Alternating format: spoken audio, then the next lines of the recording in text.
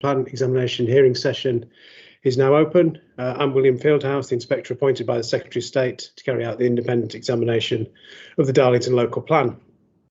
I'm going to keep my introduction short today because everyone participating this morning has already participated. But just a reminder, as usual, if you could, I'll go through the introduction part of the participants in a minute, but generally, could you keep your cameras turned off and your microphones turned off unless I ask you to speak?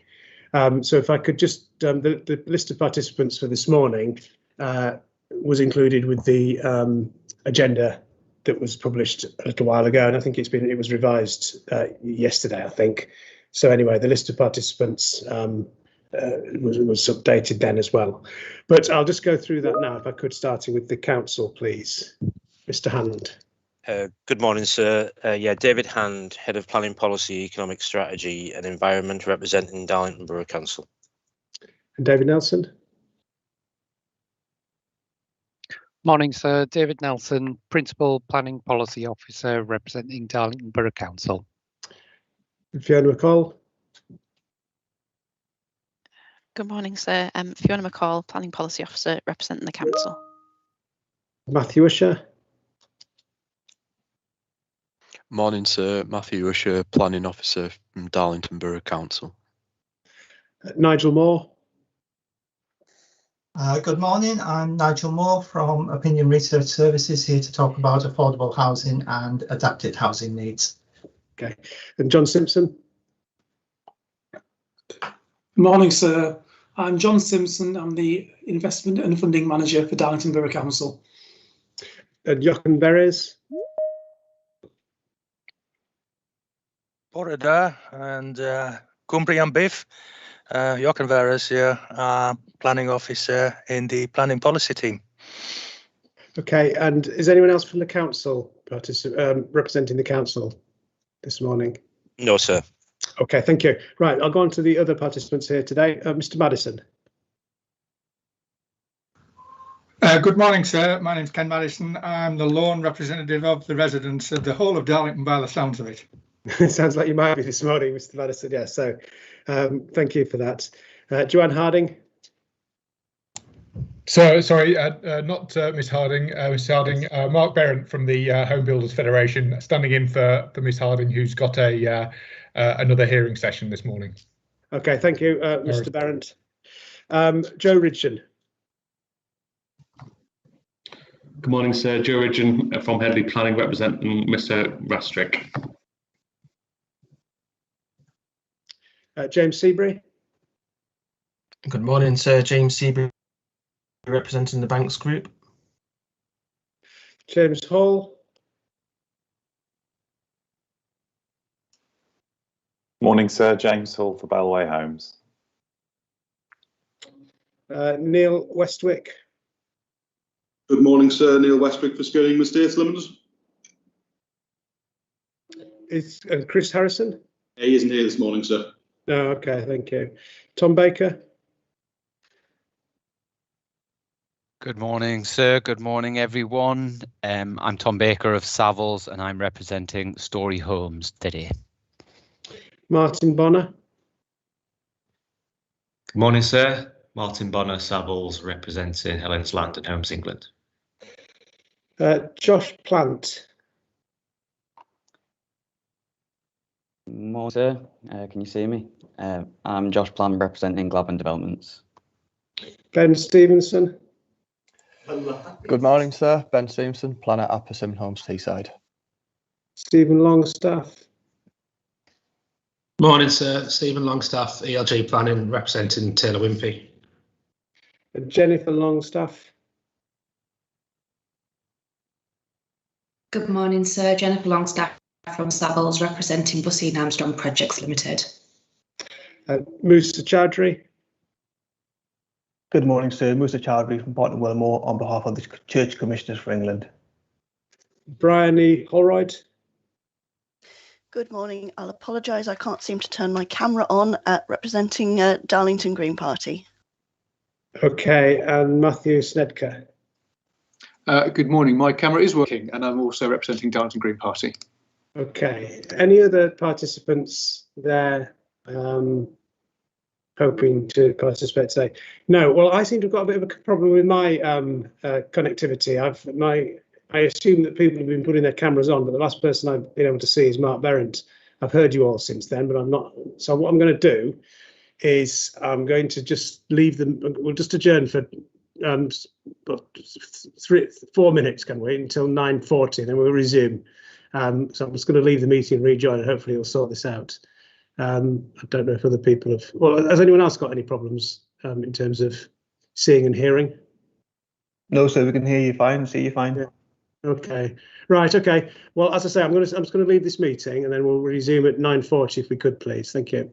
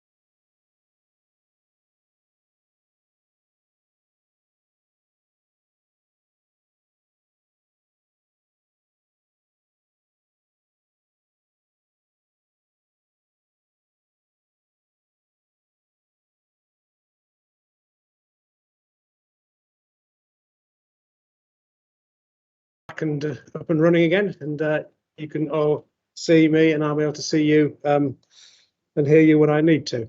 Mr. Hand. Sorry, it was just to check that you could actually see people again now. So obviously it's working. Yeah, good. Thanks very much. Okay, well, hopefully that's just a temporary blip and we won't have too many problems. Okay, so as I said, I don't need to go through all my normal opening, but just a reminder, as I said before, if you wish to speak at any particular time, just raise your hand icon on, and then when I bring you in, turn your microphone and camera on, and when you finish talking, turn your microphone and camera off. Obviously, the agenda for today is slightly different than it was originally. For this morning, we've got the Matter 5 issues that were originally listed, so we'll be dealing those first. I'm also going to deal with Matter 6, Gypsy and traveller accommodation, this morning if we've got time. If not, I will deal with that either this afternoon or next week. I think it's only the council that are participating for that, but I'll double check that. Anyway, so that will give us, as I said before, plenty of time this afternoon, hopefully, to deal with to resume on Skirningham and to pick up some issues there. Right, so we'll have an adjournment sometime this morning around 11 o'clock. It may be during or it may be after we finish the housing needs issues. It depends how long we take on those. It depends how much you've got to say to me, really, I think. And obviously we'll aim to finish by about 1 o'clock, so we've got time for a break before this afternoon. I'm just before I see if there's any procedural questions, etc. I'm just going to go through some action points from yesterday afternoon. We went through the action points from the morning. I didn't go through the ones in the afternoon. This is a provisional list. As I said, I will do a note in due course setting out the action points, but I thought it'd be helpful here because these weren't all necessarily clearly identified. So I'll just go through these for the benefit of the council primarily. First of all, Fiona McCall mentioned they'd looked at lapse rates for the committed sites over the last few years. I think it was the last 4 years, and she referred to some figures for small site lapses, i.e. sites of less than 10 that had planning permission and hadn't ended up getting implemented, and also a separate figure for major, which I think she'd referred just to a limited number of 2 or 3 schemes that had lapsed, permissions that had not been implemented.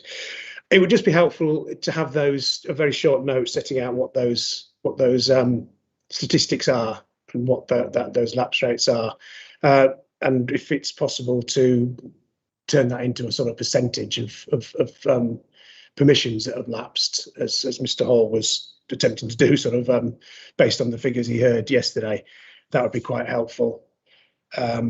Secondly, there's the reason justification for policy H2, which I think I referred to it yesterday, that the summary of the supply situation in the plan is basically presented in a clear table in the response to SQ5. I think it's on the first page towards the bottom, which just itemises the completions, commitments, allocations, and windfall allowance. So it'd be helpful to have that included in the plan for absolute clarity.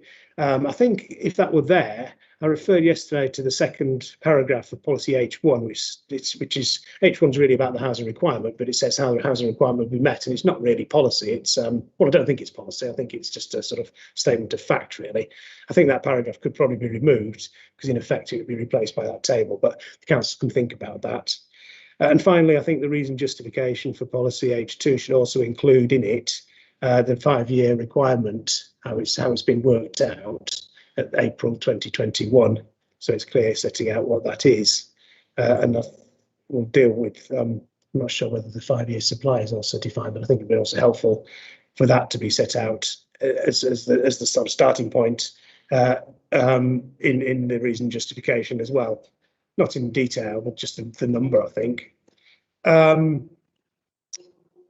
Finally, no, two other things. Policy H1, the part of policy H1 towards the end, which is the policy dealing with how the council react to planning applications if it could not demonstrate a 5-year housing land supply in relation to outside or well beyond and well related to the development limits. I think we had some discussion about the potential lack of clarity in that. I mean, it's a mixture between is it lack of clarity or is it flexibility? But I think really it just needs a bit of thinking about whether it says well related to the development limits, for example. I think it was there was a point made that seemed to make sense to me that actually it's about the relationship with the built-up area. rather than the development limit, which is just a line on the map, but it also includes large allocations that may not be built. And whether when it talks about sustainable sites, there's any further criteria needed to give an indication of what that actually means. There's also, I mean, I think the council just, if they could, I'd not formed a view on this, but there was the point made, well, there are a number of rural villages, provided the scale of development were appropriate, would those be appropriate locations to help to just make some contribution towards meeting the 5-year supply if necessary? So those are the things about that. And just very finally, the council's response to my question about asking whether 10% of the housing supply would be on small sites is referred to in the NPPF. Its response, its matter statement said that yes, there would be, but it didn't set out what the figure was or what the percentage was. It just said it was more than 10%. And there was a bit of talk about whether completion since 2016 could be included, and I think that's quite legitimate. So if it just set out what the proportion of small sites are for the period 2016 to 2036 in terms of the contribution to supply, that would just be helpful. Okay, those are the main action points that I'd identified so far for arising from yesterday. Mr. Hand. Thank you, sir. Just to seek clarification on one of the points. Yeah. The percentage of permissions that have lapsed, or is it the number of houses on the permissions that have lapsed? I think it's the number of dwellings, Right. isn't it? That would Thank be you. helpful. Yeah. Okay. Thank you. And if you could do that in terms of whatever the appropriate you think you compare it to, I suppose it's the number of permissions existed and how many actually didn't get transpire into and built development. Okay, Mr. Ridgeon. Yes, thank you, sir. Just, I know we touched on at the end of yesterday's session the self and custom build point. I had a specific point in relation to policy H4, so I don't know whether it would be possible to do that sort of earlier in the running order if possible. Sorry, for today's agenda? Yes, in relation to the wording of policy H4. We deal with it earlier today rather than later on, if that's okay, sir. I know it's pretty early on. Yeah, sure. I mean, we can deal with H4 in a minute, aren't we? So we can pick it up then. Yeah, fine. Yeah, okay. Yeah, no worries. I can do that. I'll deal with it before we get on to the accessible and adaptable homes and the affordable. So to see what other question I had, and we can deal with that. Okay. Thank you, sir. Okay. Any other points or queries about yesterday's action points? No. Right. Any other procedural questions about this morning? No. Okay, good. So let's move on then to the first agenda item, which is policy H4. The council has proposed modification to encourage a mix of housing rather than I think it said expect originally. And then there's also a modification to it to change the requirement for accessible and adaptable homes from 80% to 47%. So we'll deal with those issues in a minute. On the first point about H4,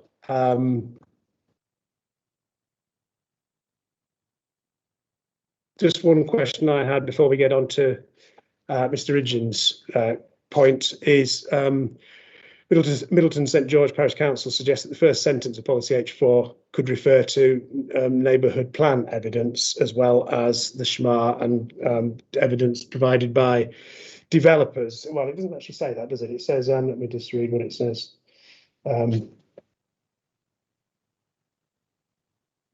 The up-to-date strategic housing market assessment or by other evidence submitted in support of a planning application. So that, well, I suppose that is by a developer. Do you want to just comment on, could there be other forms of evidence, for example, by neighbourhood plans that may be relevant?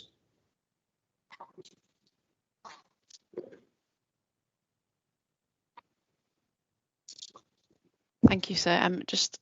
I guess that type of evidence could be referred to, but I think our concern would be that document would need to be made in a neighbourhood plan and set out that way. It's not a council evidence document. It's obviously the neighbourhood planning group's evidence. So in my mind, it would be something that would need to be referenced in the main neighbourhood plan, potentially not the local plan. But I take the point also that it could still be utilised. Yeah, I mean, it could be as other evidence. Yeah. Yeah, I mean, it could have a sort of a very more detailed local flavour, couldn't it? That would identify particular needs in a particular village or something, I guess. Yes, yeah, I mean, it could do. I mean, you could debate. It could be debated, obviously, but it just seems it may be. I mean, I suppose the other thing would be whether it's just left a bit more open. Yes, yeah. HMR and other relevant evidence, I suppose, would be one way of dealing with it, wouldn't it? Yeah, that would be a way around it. Yes, yeah. Okay, I'll leave that with you to think about. Okay, thank you, sir. Any other points anybody else wishes to make on that specific bit of H4 and the evidence that may be taken into account in terms of housing mix? No, in which case, let's deal with Mr. Ridgeon's point or question about custom self-build and what this policy says about that. Pretty much the same point that you've just made, sir, but in relation to self and custom build, in that I think in terms of soundness, if the developer was able to demonstrate a demand, that should be included. I know that's been included in other plans in terms of other evidence verified by council, that sort of wording, and I think that there is an opportunity there to allow for developers and landowners to bring forward self and custom build sites and be able to demonstrate that there is a demand themselves. So is this the last, are we talking about the wording of the last sentence of policy H4? Yes. Sorry, did you propose a specific modification to that? Yeah, so the last sentence, the council will monitor demand for this type of housing and will assist in the delivery of sites. Obviously, there's various different ways that you could word that, but basically including reference to a developer being or someone being able to provide their own evidence of demand, and that can be verified by the council. But I think there's an opportunity there, and I know it was discussed yesterday about the part 1 and part 2. The Self and Custom Build Act does talk about local authorities having regard to those on part 2, and I think the Fiona McCall said yesterday there was about 46 people on that list. So there is some demand. There is now a charge for being on that register. So I think Councillor mentioned yesterday that might have repressed people actually putting themselves on that list. I think there's definitely a more positive way that the policy could be worded. Okay, so I suppose the key point is you not to rely only on the statutory register. Is that the point here? That there may be other evidence that could be brought forward to show that there's a demand. Yes, sir. A need. Okay, right. Any other views about that before I get the council to respond to that suggestion? Or no? Okay. Right. Council view on that. Is there other evidence that could be brought forward that could support the proposal? I mean, I guess in practice this is about, maybe this could be either an allocation or it could be an unallocated site, I suppose, a windfall site where it would potentially allow for development. Mr. Hand.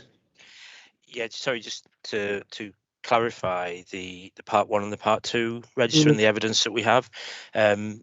The issue that we had is that obviously anybody could click on any website in the country and register for self-build, and they might not actually be that bothered about doing it in that particular location.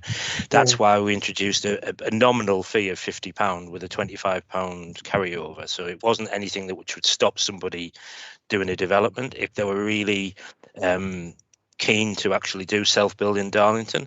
It's something that is number authority and legislation allows us to charge a fee.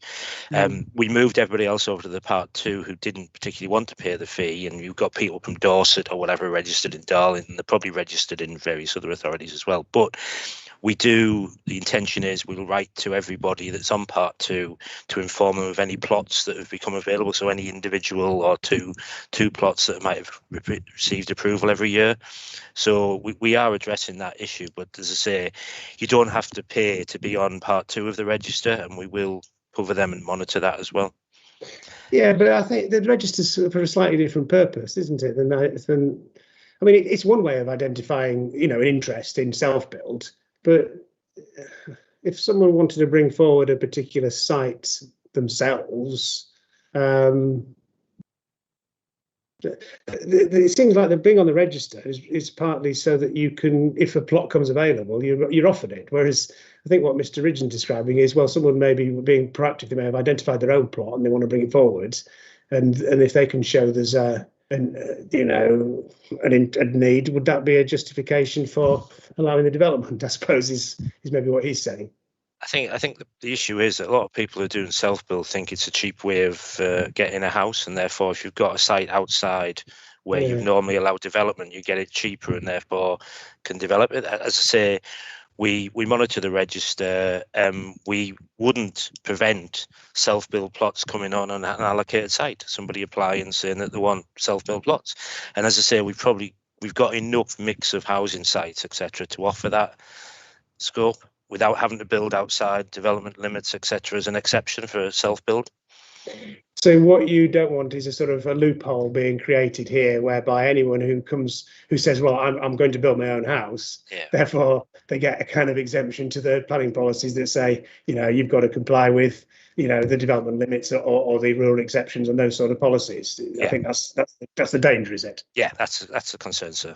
Yeah, because almost by definition, anyone who identified a plot and said they were going to build their own house, well, they'd clearly be able to show there was evidence of a demand because they were doing it. So yeah, absolutely, sir. Yeah, understood. Right, Mr. Ridgeon, do you want to just final comment on that? I'll give it some thought, but yeah, give me another. Yeah, I just think in terms of the approach taken, it's quite a negative way of almost discouraging it rather than a positive approach to meeting that identified or meeting that need for self and custom build. And I think almost I would take the opposite view of Mr. Hand in terms of people looking for a cheap house. From my experience of this type of development, it is looking aimed primarily at people who are looking for something that the volume builders aren't delivering in terms of something more bespoke, something more adapted to their needs, and as it says, self and custom build, so it fits with their lifestyle. So I would probably think it was at the opposite end of the market than Mr. Hand's indicating there. But isn't there the danger though that if you could end up with a policy that would allow anyone to bring forward virtually any plot outside the development limits, because they'd just be saying, well, we've got, there's demand for self-build because I'm going to do it. So there'd have to be some. Is that, or would it only apply to within the development limits?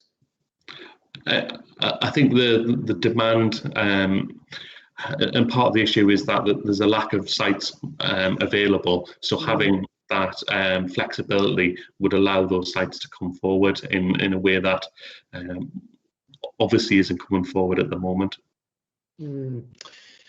But I mean, policies H10 and H11 both require provision on those sites if there's evidence of need, don't they? So there's scope within those large areas of land to provide areas for self-build.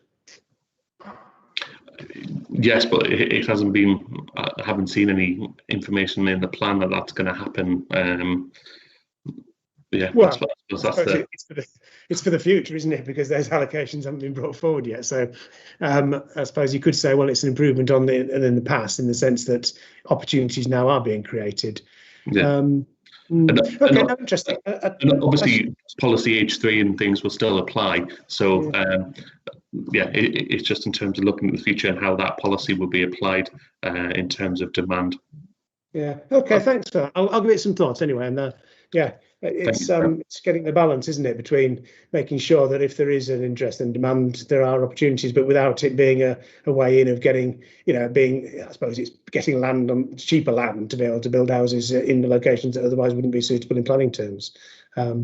Councillor Briney. Hello, thank you. I just wanted to add to this and say that obviously, speaking from an environmental point of view, there are not any sort of high insulation, passive house type developments in Darlington, and I would support something that would enable environmentally improved dwellings to be constructed if they were self-build or otherwise. Now, obviously, I would have the same concerns as the council to not have development happening where they wouldn't wish it to happen. But I would support other evidence coming forward to show that that there was demand over and above what was on the council's list, as long as the council would, of course, have final say to verify it. So again, I think you're saying it's one way of getting a better quality housing of a higher environmental standard, etc. Because Indeed. Some self would be like that, but not if it was in an appropriate location. So again, is it back to, well, it's only if it fits within the locational strategy of the plan? Indeed. Yeah. So I suppose I'll have a think. I mean, one way would be to sort of make clear that be more positive, I suppose, in the way Mr. Ridgeon says, and taking account of other indications of demand, provided that it's a site within the development limits or fits with all of the policies in the plan. Yes. That would then, I suppose, rule out the sort of the loophole that could otherwise be created. Okay. Any final thoughts from the council? Any final thoughts from the council on that? No, sir. I think we're content with that. As I say, what you just suggested is on sites within development limits, which would be acceptable, whether it be self-build or any other type of house.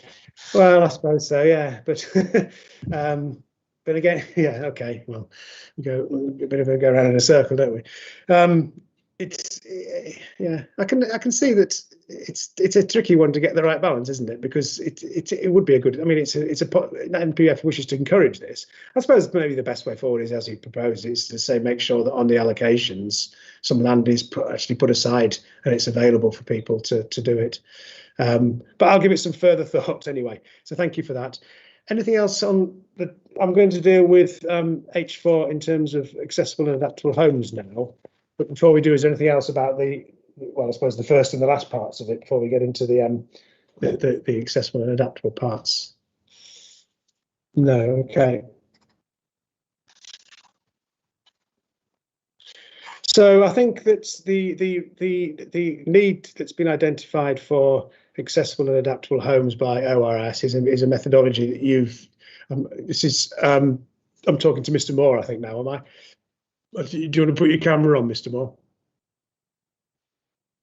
Yes, you'll be talking to me. Yeah. Okay. So yeah, I mean, this is an exercise that ORS have carried out in other places, and it's a sort of a methodology that's become, well, it's certainly been used elsewhere. Is that right? That's correct. Certainly in the North East, it's been used in Durham, in Part 3 of the Gateshead Plan, in Stockton-upon-Tees, and much wider across England as well. Okay, so it basically looks at the need for accessible and adaptable homes and wheelchair homes it's based on sort of the statistics that are available about limiting long-term illnesses and disabilities and the number of households that have that, and then reducing that down to take account of other factors about those who are already in suitable homes and those who wouldn't want to move into a different home. So I read again this morning that section of your report. It's based on national statistics applied to the local area. Is that right? Because that the best data that you'll be able to get is what you've used. Is that essentially it? Yes, it's based on the best available data, which is English Housing Survey data on national prevalence rates against localised data on the health of the population in Darlington and the age profile of the population in Darlington. So it takes national prevalence rates and applies them to Darlington's particular circumstances. Yeah, understood. And in terms of how you take account of existing housing stock, that's based on the stock of in Darlington rather than national statistics, is it? That's based on the Darlington stock, yes. But it's just based on assumptions about stock types, is it, in terms of terraced, semi-detached, those sort of flats, and that's the best you could have without doing a really detailed survey of. Is that right? That's correct. It's again based on prevalence rates as to how adaptable a type of stock typically is. Yeah. Okay. And then within that, does it? I think you've got some statistics about tenure as well. Is that right? Yes. And again, those are data that you pick up from the English Housing Survey on prevalence rates, and again can apply them to Darlington's particular circumstances. Yeah. And PPG also refers to some other factors in terms of, well, I suppose it refers to taking account of size, location, type, tenure of homes. Are there other things that, what does that mean? Is that in terms of working out need, or is that in terms of working out provision in your understanding? Much of it seems to be about the provision. The need tends to be very high. I mean, what I would stress from our figures is that we often consider them to be a minimum, a baseline figure, the kind of figure that comes out of this, which is taking the number of people who are going to need an adapted home and taking reasonable assumptions about whose homes may be adaptable, not necessarily will be adaptable to their needs. So we take a minimum figure on this, and yet it still comes in as a very high share of the new delivery that's going to be required. And if we had, I'll come on to that in a minute. Let me just finish working out what you've said about need. Yeah, so the fourth, you end up with a figure of just under 5,000 in terms of need, but that's factored down, as I've said, for a number of reasons and assumptions that have been made. If you had you could have a higher need if you'd made different assumptions. One of the figures is 10,000 or so, I think, isn't it? Correct. Yes. Yeah. Okay, so it's an estimate, obviously, like all these things, and it makes a number of assumptions that you've clearly thought about and said are justified. So we'll see if there's other views about that. So as you say, so that's an outstanding need as from whatever date. I mean, it's probably a year or two. No, it's 2020 you did this work, didn't you? So it's roughly up to date without worrying too much about precise dates. That's for the plan period. Going back to 2016. Yes. Yeah. Okay. So that can be related to the requirement overall of 9,000 or so. So first of all, how did you get your 47% figure? What's it 47% of? It's 47% of. We started from the 492 figure, which is the one going back to a discussion we had a couple of weeks ago. The demographic figure got you to 422. The jobs figure got you to 492. We've done all the affordable housing need and adapted homes from the 492 figure in the December report as the higher one, but it obviously works backwards to the 422 figure if need be. We used a figure, the 47% is actually based on 459 per annum, which is the 492 minus 33 dwellings per annum for Class C2. The ones which again we discussed last time, which were people who were in the population, taken out of the population projections before we get to the household projections, but then are required to be put back in to the overall housing need at some point. So the 47% comes from 459. So need. Sorry, 459. What in absolute terms? We had a total figure of 4,948, but that included the wheelchair homes of 500 or so, didn't it? Yes. So and then we subtract away the wheel. Yes, we look at how many homes need to be M4-2. Yeah. We then go to how many need to be M4-3. Yeah.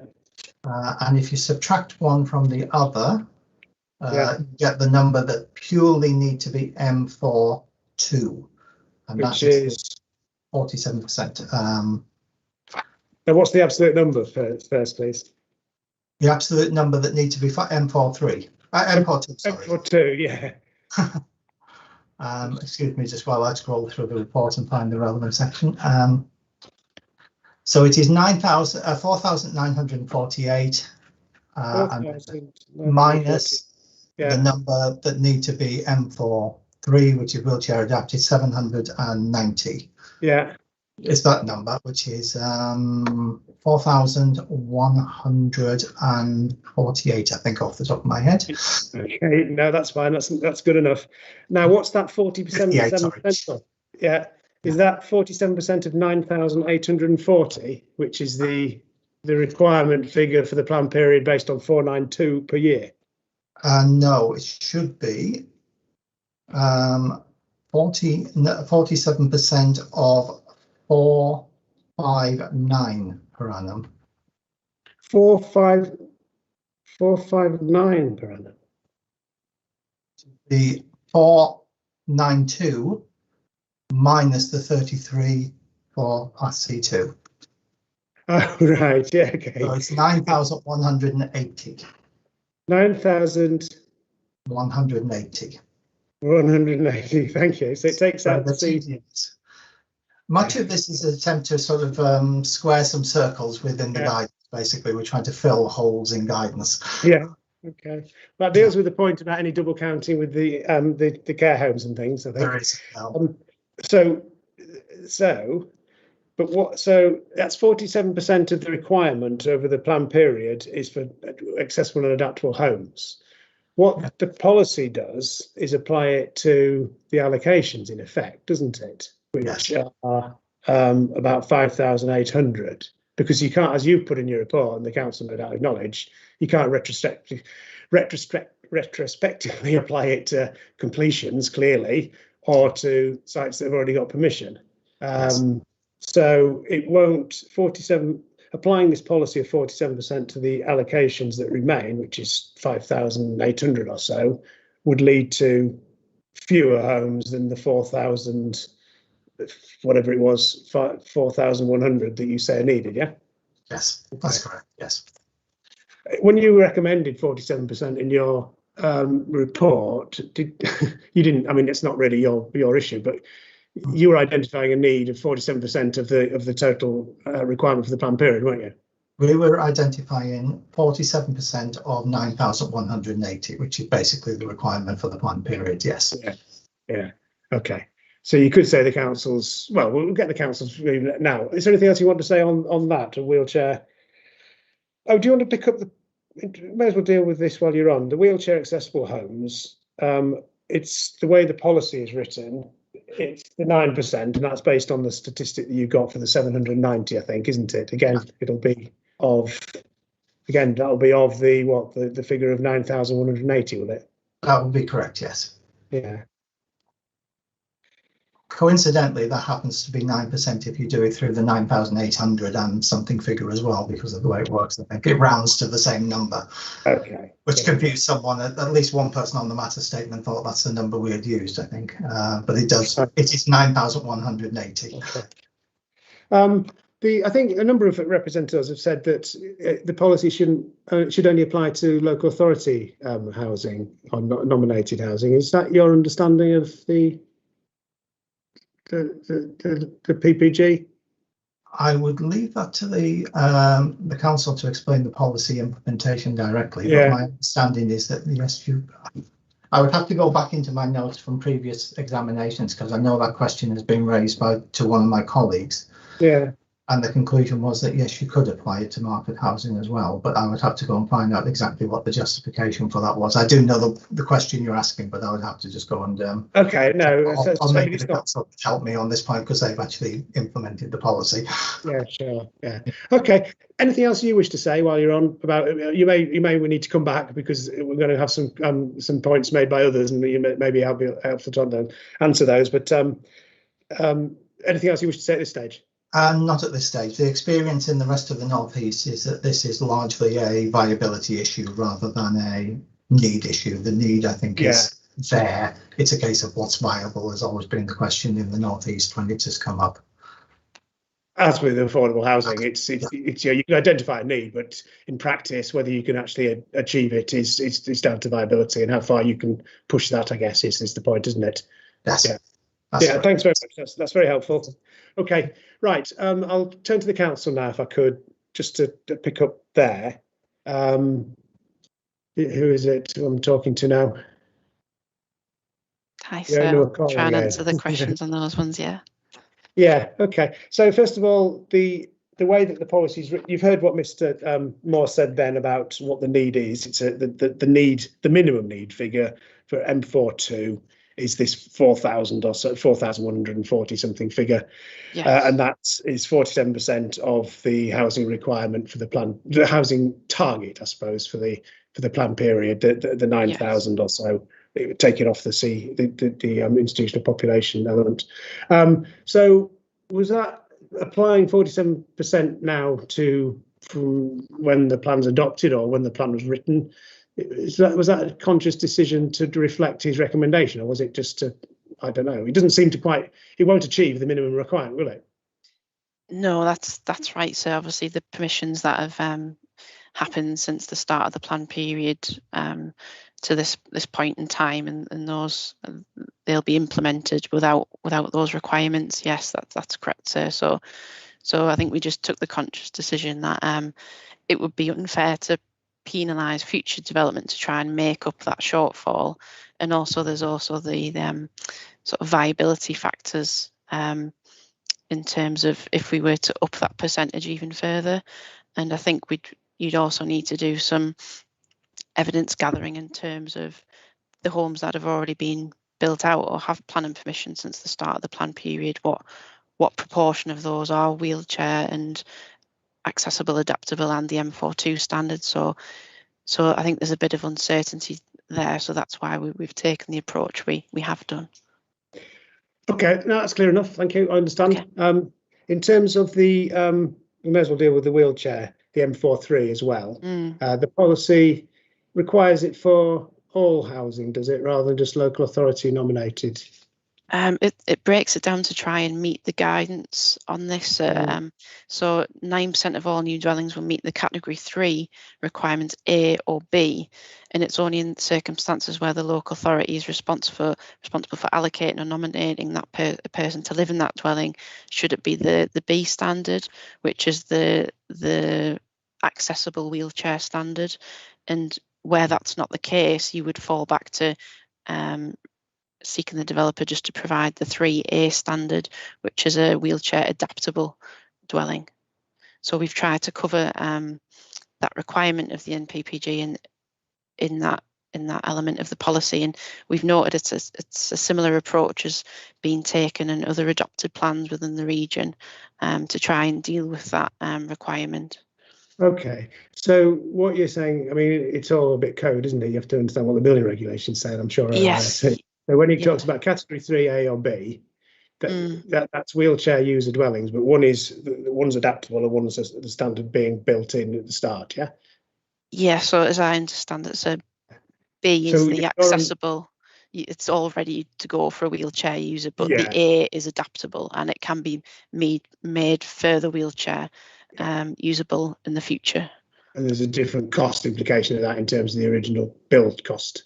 Yes, that's correct, sir. And your understanding is that the way that's written complies with what the PPG or the PPG ID 56009, isn't it? I think the HBF referred to. M43 should only apply to dwellings the LPA nominates the residents. But you're saying you think you've complied with that, you think? Yes, I think, yes, sir. Okay, so in terms of the amount of homes that we don't know how many homes that have been built since 2016 or committed that are wheelchair, accessible and adaptable or wheelchair standards, but the policy now only applies to future applications and the allocations and windfalls that would come forward. So the minimum needs won't be met, but that's just a balanced approach to take account of viability and fairness to in terms of future development, in terms of the proportion. Yes. That's okay, understood. Right, good. Anything else while you're on before I open it up to others? I don't think so, sir. I think it's just that the mixed policy we think is a reasonable and appropriate approach, based on our evidence, which is set out in the 2020 SHMA and also in the housing topic paper. I think it addresses the needs of the groups which have been identified as being in need, and particularly the fact that we have an ageing population and those of disabilities, and we will try and encourage and support the other uses such as the. Sorry, so I think I just knocked my microphone off there. Yeah, so yeah, essentially I think our approach is appropriate and sound, and the SHMAR data didn't particularly identify any imbalances in our current stock either. So it's the policy isn't particularly prescriptive in terms of type and size, and there wasn't any particular influence on the housing market area from groups such as students and service families. So that's why the policy as it is, and we think it's sound and appropriate. Okay, thank you. That's fine. It's interesting what you say about the SHMAR didn't identify any particular imbalances in the existing stock. We'll come back to that when we talk about the approach to executive housing in a minute. So, right, let's see what others. Yeah, HBF. Let's get your perspective on this. Hopefully, thanks, sir. A little bit. Yeah, Mr. Barrett. First, I think in terms of looking at it in terms of the reductions to 47%, it is something that we would support in terms of that and recognising the evidence. But it's also important to remember that those houses that have been built will have been built to be a far higher standard than a lot of the existing stock in terms of Part M41. So they are far more accessible than much of the existing stock that will have been there before, and will meet the majority of people's needs in terms of throughout their life. So I think that's an important point to remember. In terms of the SHMAR, I think there's around the locational elements that are required by PPG. I think that is important to try and consider. It's something that the SHMAR doesn't do, and especially where it's an area like this where there are viability concerns in terms of across the borough, and quite different viability scenarios between the high value and the low value areas, and where that need might be. So I think whilst it's not always necessary to look at all those evidence, I think it is important where there is distinct viability issues within an area. So I think that's an important point to remember. Yeah. Moving forward in terms of, I don't know whether you want to look at the viability concerns, or whether that's something, I know I did watch the Matter 1 statement hearings yesterday, so I don't want to reiterate some of the points that were really made there. But I think there are concerns still in terms of that overarching viability that in some of the lower value and the mid value areas with achieving this, and whether actually there needs to be, if you do have an area that has a high level of need for M42 or M43, that actually other aspects might need to be offset to try and live out in terms of the affordable housing. So it's where that marginal viability is present is the difficulty, and whether actually to ensure that a decision maker, as required by paragraph 57 of the NPPF, can ensure that a development is viable when they're making that decision, that actually the policy costs need to be reduced or reflect some of that evidence, especially in those lower value areas where there are, there's significant problems with viability. And even in those marginal areas, at a 20% delivery, there is lower residual land values than the benchmark land value, which I noticed that on a 17% profit, 17.5% profit, that improves, but actually there's still potential costs in terms of future homes, all those that were discussed last week, sir, and I won't go over those because you've heard that. But I think there are concerns with regard to that, and whether actually there needs to be that reflected either through the affordable housing policy, which we'll discuss later, or through this in terms of the reduction of those elements. Thank you, sir.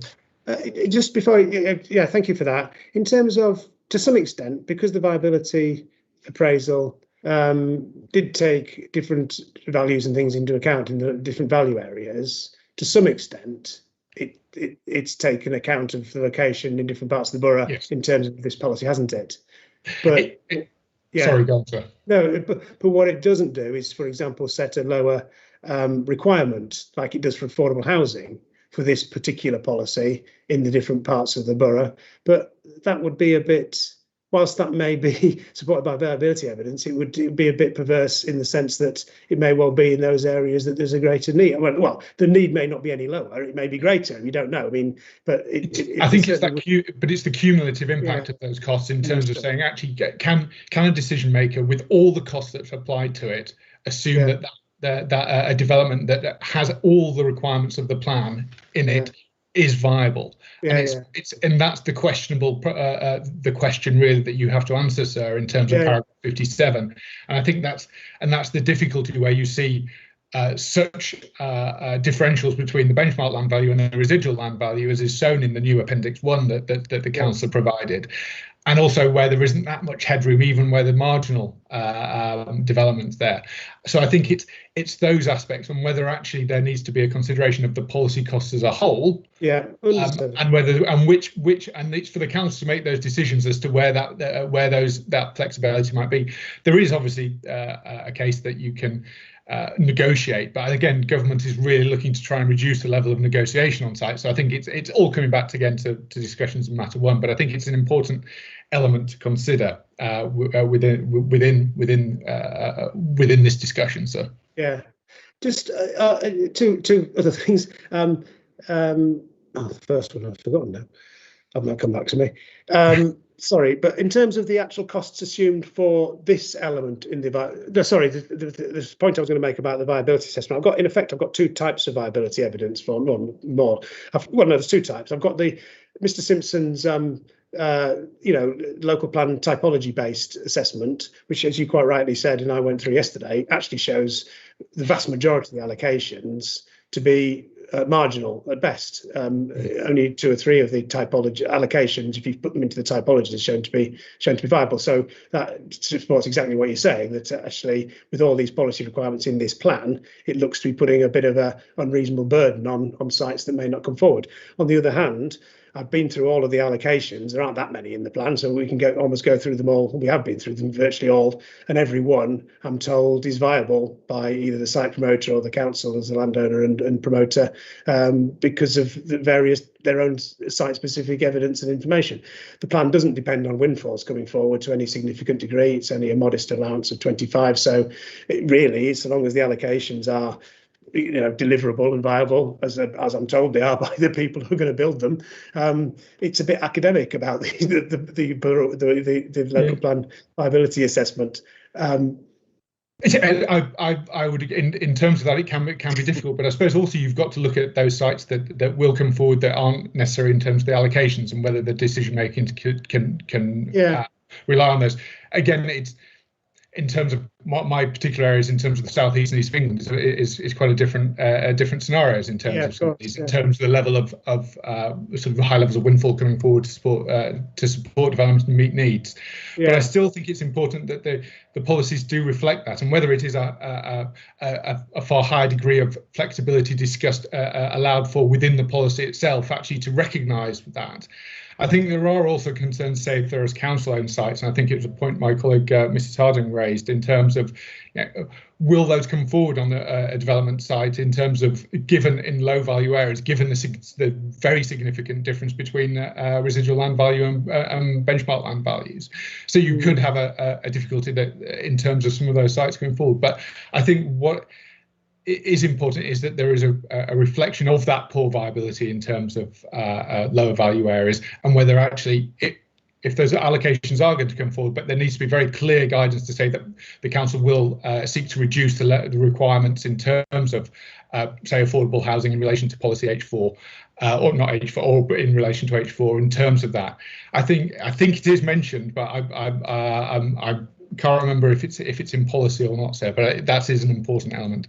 The only other element I would suggest in terms of the Part B and the M432B is that on first reading, again, I didn't write the statements or representation of this. It does appear quite confusing into what information will be used to determine that, and the council haven't sort of set out. It just says there will be a discussion about it. And you do need to have that difference between the M43B, obviously, which can only be on where they have nominating rights. So it's just whether any more clarity might be needed in terms of how the council will determine that position in terms of, is it from waiting lists and such information.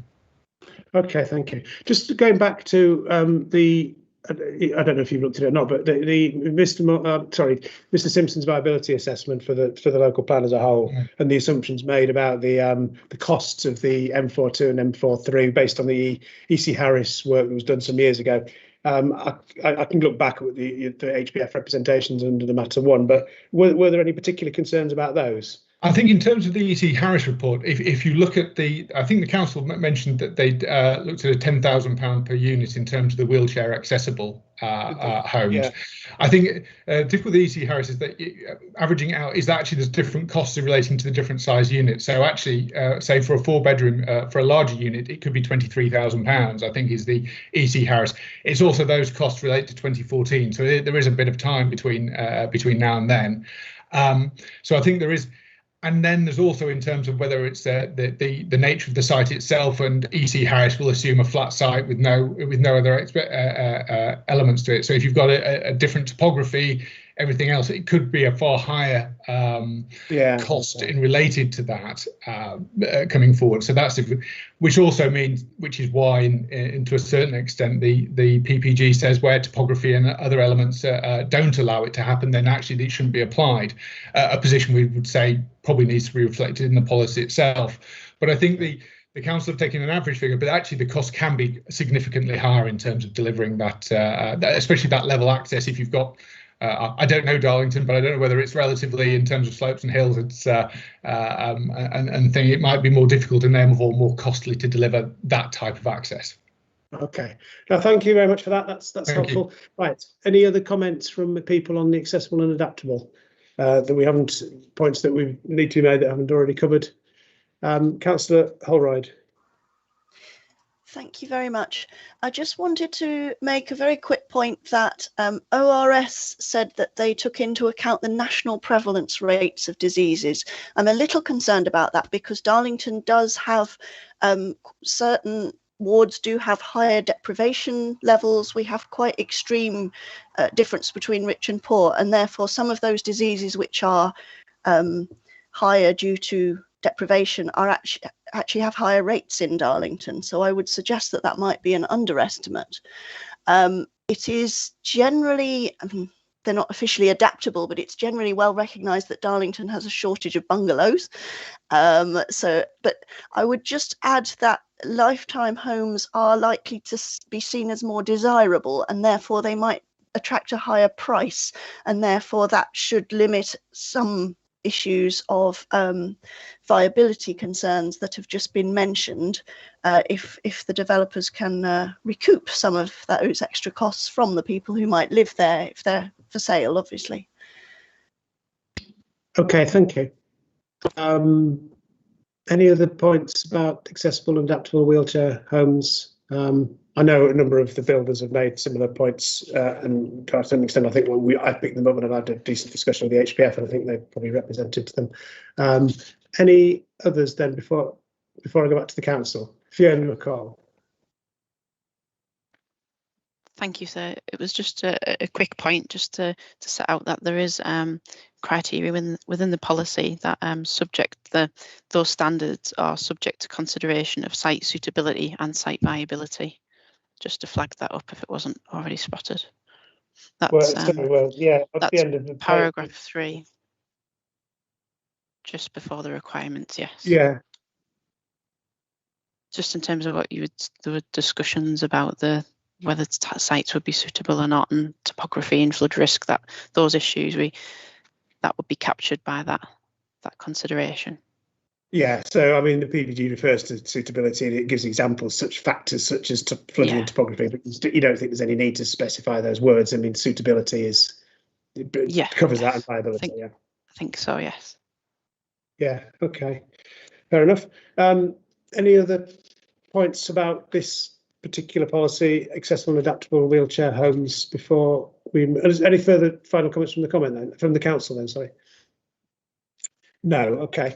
Right. No, thank you so. for that. Sorry, I just had another point to add, if I may. Yeah, sure. Okay. Sorry. I just wanted to make the point that obviously the ONS statistics do show that Darlington has an ageing population, and therefore I don't know if this assessment has been done from a kind of static period, or if it continues to project out with the town's ageing population, because I would suspect that the need for this will only grow. And obviously, as you build more accessible and adaptable homes, more of those people who were staying put and not willing to move, it stimulates demand. If people see others who have moved into a nicer and accessible house, they're more likely to want to move into a more suitable dwelling for their needs. So I do think that as ORS stated, it definitely should be a minimum requirement, because you're likely to see an increase. Thank you. Okay, understood. Well, my understanding of Mr. Moore's report, and you can tell me, it takes account of the future population change in terms of population growth and the age profile, etc. Is that right? That's completely correct, yes. And to answer the previous point raised, in terms of national prevalence rates, they are adjusted to the local circumstances. So if we're in an area with a lower life expectancy, a higher rate of people requiring adapted homes at a younger age, that will be carried forward within our report. So we're not just assuming everyone has the same probability at the same age. If you're in an area with poorer health, then that will require more adapted homes at an earlier age. That is built into the model as well. Of course, your report it expresses in words and some figures and tables, but there behind it is a big black box of figures and things that none of us want to delve into, but we trust if you operate in a way. But I mean, so yeah, yes. Yes, I mean, if anyone wants to see, then we try and pull it back as much as possible, but it always just opens up another layer that someone else, it just, where did that number come from? Where did that number come from? And we try and answer as much as we can within the report. Yeah. But, if anyone seriously wants to know a particular question, we'll try and answer it. Yeah, okay, thank you very much. Okay, well, I don't think we're going to get into that territory, but thank you. Okay, well, that was helpful. Thank you for that. Now we're going to move on now to, we've dealt with housing mix in terms of accessible and affordable. Now we're going to move on to, accessible and adaptable homes and wheelchair homes. Now we're going to look at policies H5 and H6, if we could please, about affordable homes. So the latest strategic housing market assessment, which we've already just referred to, identifies a need for a total of 4,646 affordable homes in the planned period, which represents 233 a year, I think. Is that correct? I'll let Fiona speak. Fiona's disappeared. Okay, that's correct, yes. Yeah, okay, yeah, that's fine, thank you. Right. So that's the need, and as you've already alluded to, as with accessible and adaptable, a lot of this is about, well, the need is there, but it's about what is viable to deliver. And obviously, we'll come on to the figures here in terms of actually what would. I mean, the council's provided information. I think about just under 2,000 affordable homes could be provided, but applying the policy that's in the plan to the allocations that remain, taking account of other commitments and things. So it clearly wouldn't meet that need for 4,600. Can I just deal with the first homes? And Mr. Clark raised this on the first day, and I'm conscious that there was a government announcement this week, was it, or last week? I can't remember. A short while ago anyway, wasn't it? So this includes transitional arrangements for local plans that have already been submitted. They're not required to reflect the first home policy requirements. So I think it's a question to the council rather than Mr. Moore. Is there any need for? Well, I suppose one of the things it says it talks about what there might be a need for an early update to the plan. Does the council wish to comment on that?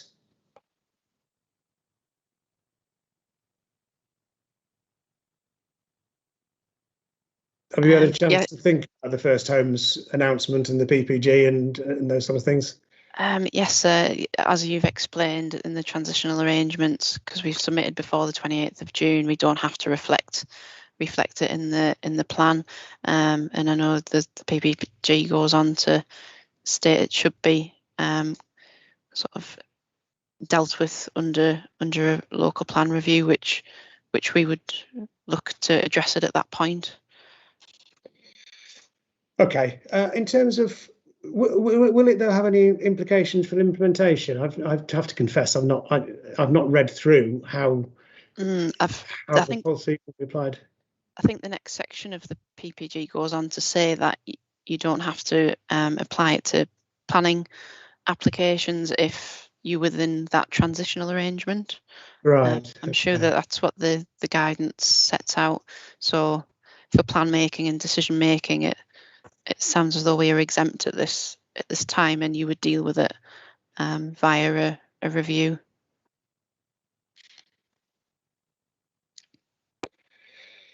Okay, so from the council's point of view, yes, you will deal with it in a review. It's an issue that you'll take into account along with others, no doubt, when you monitor the implementation of the plan.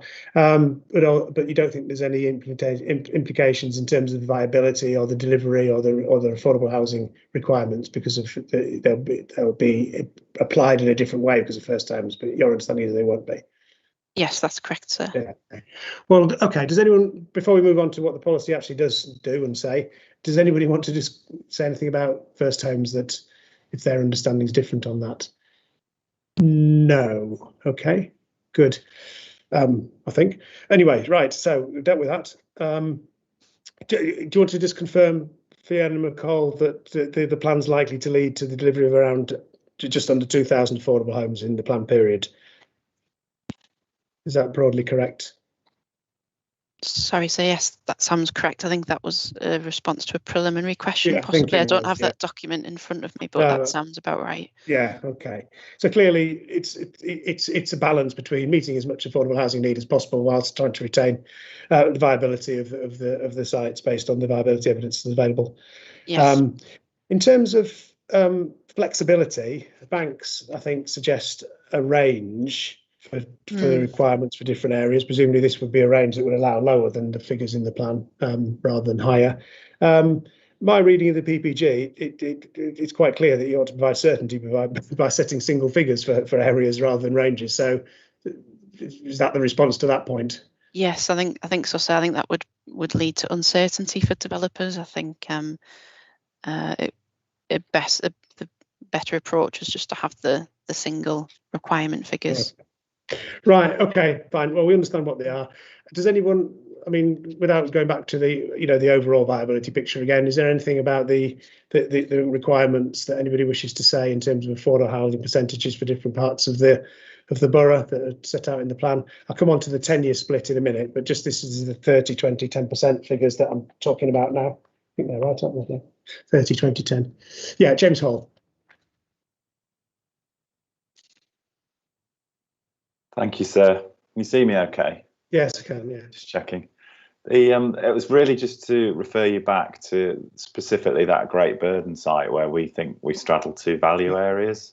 So I was just really listening to the discussion about how it would be applied, because we believe there is a valid case that there's two different value areas, because it was all about the ward boundaries. But so I'm just trying to tease out from that then whether presumably that we would just be expected to present that at the application stage and provide further evidence. That I know the aim is to do most of this at the plan level, and clearly there's no desire, I'm guessing, picking up from the sessions to sort of revisit the ward approach, but that would have to just be argued at application. Then there's nothing else. I'm struggling to see what else we could do to sort of prove. Yeah. Just to be clear, then, you said in reality. Can I just be clear about this particular site? You say the reality on the ground. If you look at the northern part of the site and the area that it's within, it's different in terms of the surroundings and the sort of. It's much higher value, yes. Yeah, higher value. Then if you go to the southern part, but is it in a different ward? Is that? Well, what we were saying, because it used ward boundaries, you ended up with it was skewed to the higher values. You see, it's all within one ward. Lower value. Yeah, the way it was. Yes, because the approach was ward boundaries. Yeah, we were saying there is a case here to consider the north and the south, or blend it is probably the word, isn't it? But I'm not sure we're going to get anywhere to help that other than the council have already said you can argue viability. But to me, that's the old system, isn't it? It's like, well, it is, but I mean, I wasn't sure if there was something that could have been put in the commentary to Great Burden that said, well, you know, there's a recognition that it straddles two value areas, or I don't know, something along those lines. Okay, well, that was our point, just to remind you, because it came up in another session. Yeah. So it's, we accept there have to be figures. I get that. Obviously, I work on a lot of local plans, and you know that's not really my point. But we're, I guess, we just wanted to flag this is a fairly unique circumstance, in my experience. You know, to have two quite different value areas so close, and it links to all the other discussions, because if that's more accurately reflected, other things can be delivered, if you like, with more comfort, I guess is the best way to put it. But but I accept the approach to the study. I've reread the Schmar overnight, and I didn't raise my flag at the last session because I now recognise where those figures have come from, just for the record. Okay. Understood. I'll get the council. I mean, I suppose, you know, an approach could have been taken to do the ward-based assessment, but then look at each individual site and make a judgment based on, you know, the starting point is, as you say, it's in the median value area based on the ward. But when we look at it, we recognise, as you've done, well, maybe we can put in a different figure specific for that site. We'll put in 15% as a compromise or something. But, you know, that's not what I've chosen to do. But or 17.5 or whatever it was. But but yes, no, you're spot on. I mean, just for context, because this site, as you know, was originally allocated in the core strategy. A lot of these policy requirements have come forward in the interim, haven't they? And I'm not saying they're wrong or anything. We know we need lifetime homes and affordable homes. It's just getting that balance, which was very eloquently put by the HBF, so I've not repeated it. Yeah, sure. Thank you. Okay, right, thank you. Mr. Seabury. Thank you, sir. We acknowledge what PPG says. I think the issue was the ward boundaries, and again, we've got a site which straddles two ward boundaries. Now, it happens to be it's the same value area, but it was just the fact that it's a very large rural ward, and we've got our site, part of the western part of Skirningham is, you know, edge of the urban area, the northern part of the town. So it's just to really highlight the difference. So the ward boundaries just didn't seem quite appropriate, and that's, you know, that's kind of a starting point, but maybe there was a bit more sort of detailed analysis to follow that. Ultimately, the idea behind the kind of range was just to acknowledge that there is variances within those ward boundaries. So appreciate what the PPG says, but it was just to try and highlight that the ward boundary approach maybe doesn't work in all circumstances.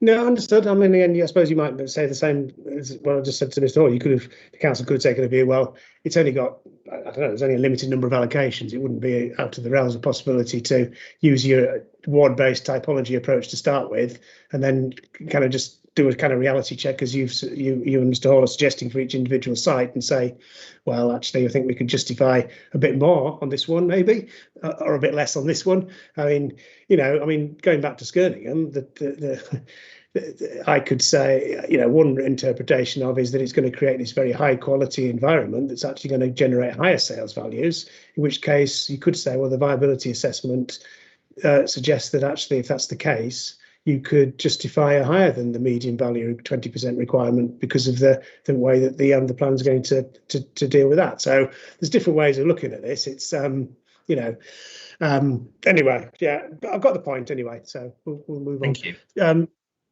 I'll go to Councillor Holroyd next, please. Thank you very much. I wanted to highlight that an area just to the south of Darlington, Hambleton District Council, where I used to work, they have affordable housing requirements of 40 and 50%. Now, obviously, it's a more rural area. House prices tend to be a bit higher, but I do find that Darlington's requirement for affordable housing has historically been quite low, and I think that we have a higher need for affordable housing, just because people's incomes tend to be a bit lower as well, and higher levels of deprivation. So I do feel that our affordable housing levels are too low. And also this new government requirement that the minimum of 10% must be for sale. We're going to come on to that. Can I stop you there? Yeah. Separately, yeah. May I just have a very quick look, see if any of my points were more relevant for the other thing was the fact that I don't disagree with the new analysis that the number of affordable homes need to increase, but obviously people are only in the market for a home once. They're either renting or they're buying, and if they've done one, they're not likely to do the other as well. So the total number of houses should be reduced. Shall we say the number of market houses needs to be reduced proportionately, so that we're not double counting people. Yeah, I mean, the affordable housing requirements aren't additional to the housing requirement figure, and they're a portion of it. And you're right. I mean, I think if you applied the sort of 40 or 50% type requirement figures to the allocations in the plan, you'd get much closer to meeting the need that ORS have identified for affordable housing. The balance that has been struck by the council, as it says, and you may argue that it's gone the wrong way, and others may argue it's gone the other way. But it's the balance between meeting as much need as possible, right, while retaining viability. Yes. Okay, thank you. I'll take Councillor Stedker next from the Green Party, and then I'll come on to Mr. Arendt. Yeah, just another point on affordability and how we measure affordability. And I'm aware that there are the rules around that, but I was just wondering about whether there's any opinion on the location of a house and its affordability, because there's more than one factor to whether a house is affordable. There's the purchase price or the rental, but also there's the where it is. So if you're in a position where you're forced to travel a long distance, or you're forced to own a car, whether the access to employment services, etc., is more expensive, you could well argue that putting a house near to services and with low cost travel would make it more affordable. So that may affect the way we allocate housing, and also the housing type. So if you have a house with a purchase price that may be higher, but actually its running costs are a quarter because you built it to a higher standard, these are factors which I think affect lifetime affordability. And maybe whether this is a fault of the planning system or the legislation around it, I think it would be doing the right thing for Darlington people if we bore these in mind when calculating affordability of housing. Okay, understood. Yeah, thank you. Mr. Madison. It's probably following along on exactly the same lines. Obviously, being extremely naive, I'm not sure what affordable means in terms of cost. I did a little bit of a survey last night, and there are 100 houses currently for sale in Darlington at what I think is deemed to be the affordable rate between £120,000 and £150,000. Is that a realistic figure for the house builders? And as I say, that's today's figure, but we're talking about something going on. So clearly this isn't something that would go into the policy document, but I'm just wondering how that is all factored in. I appreciate that there are many, many rules on it, but it was just probably for my naivety. No, okay, thank you. I understand the point. The council may wish to respond. Right, Mr. Berrant from HBF. Thanks. It's really just my point, just to ensure that my comments reflected on the previous discussion, really about viability, really apply also to the discussion in terms of affordable housing, because it's that cumulative policy cost. So I just wanted to make sure that just understand that that's reflected over here, which I'm sure you did, sir, and recognise. But I just thought there was a point to make. Thank you, sir. Okay, thank you. Yeah. Right. Any other comments about the affordable housing requirements 10, 20, 30% before we look at the 10-year split? Anything the council wishes to say? Having heard that? No, well, let's get on to the 10-year split then, if we could.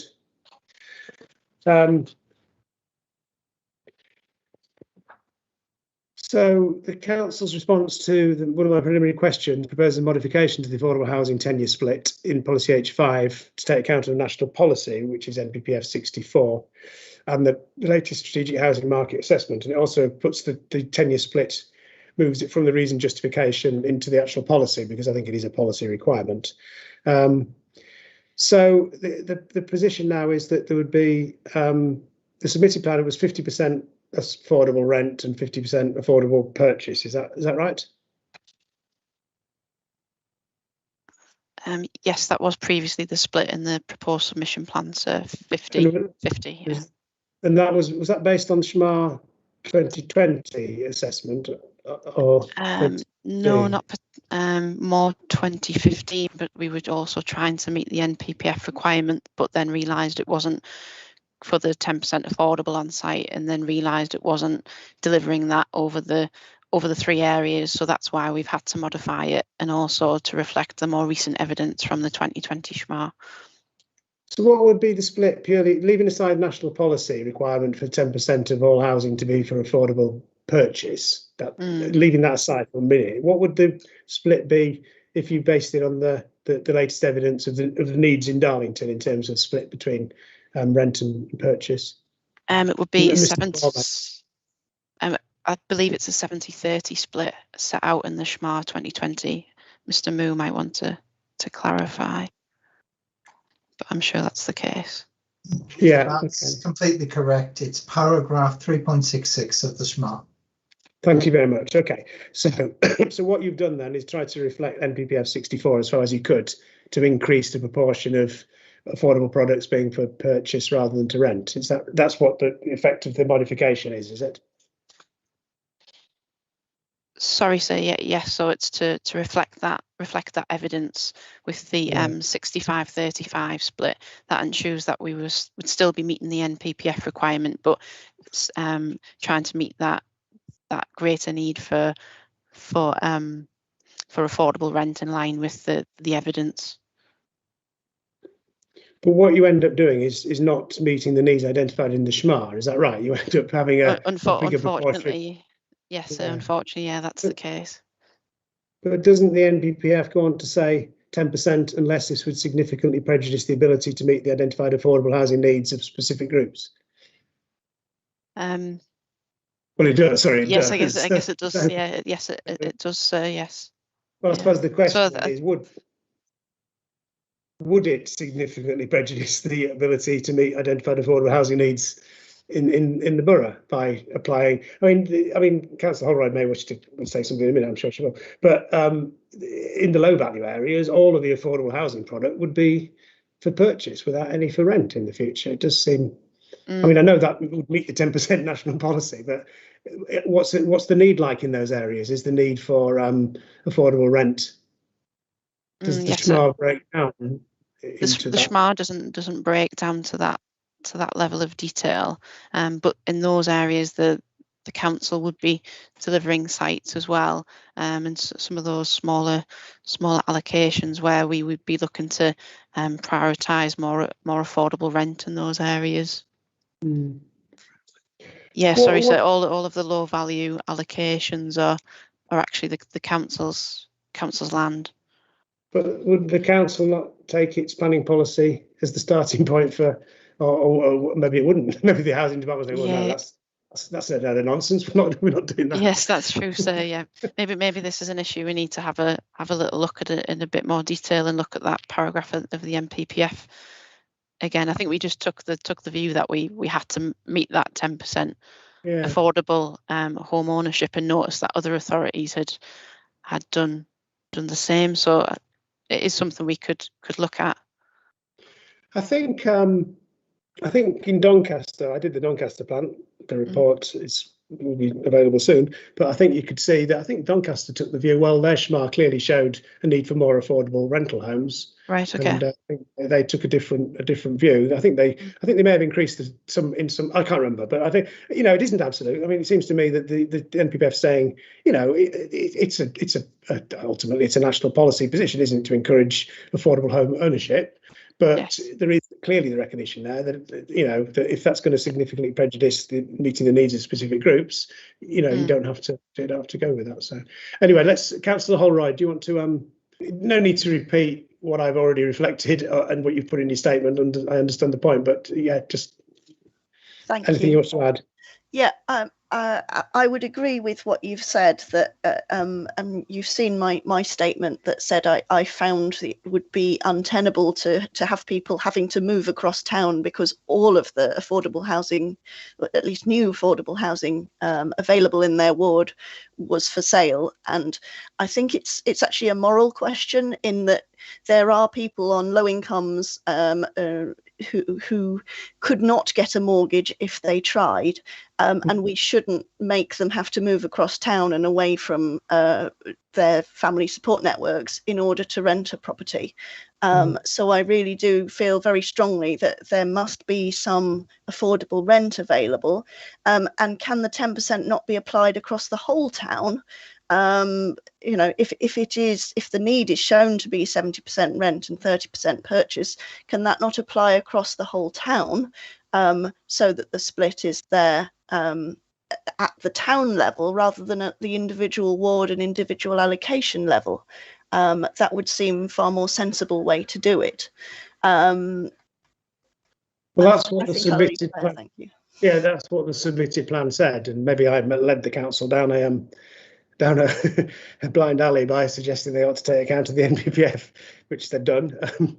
Anyway, any other comments about the tenure split? I think we'll leave the council to think about, you know, how they wish to proceed on that. I don't. Yeah, Fiona McCall. Sorry, so just I think there would also be viability implications for those low and medium value areas if we did choose to alter the split in those, and we'd have to consider that as well. Well, I was going to ask about that, then I thought maybe I won't get out. Yeah, so the viability assessment makes different assumptions about the costs and values of affordable housing products that are for rent or for sale, does it? Yes, it takes into account that the proposed split in the plan. Yes. The 70-30 split or the modified? It'll be the 70-30 split. Well, it'll be the 60. It'll be the modified 65-35 split. Right. Okay.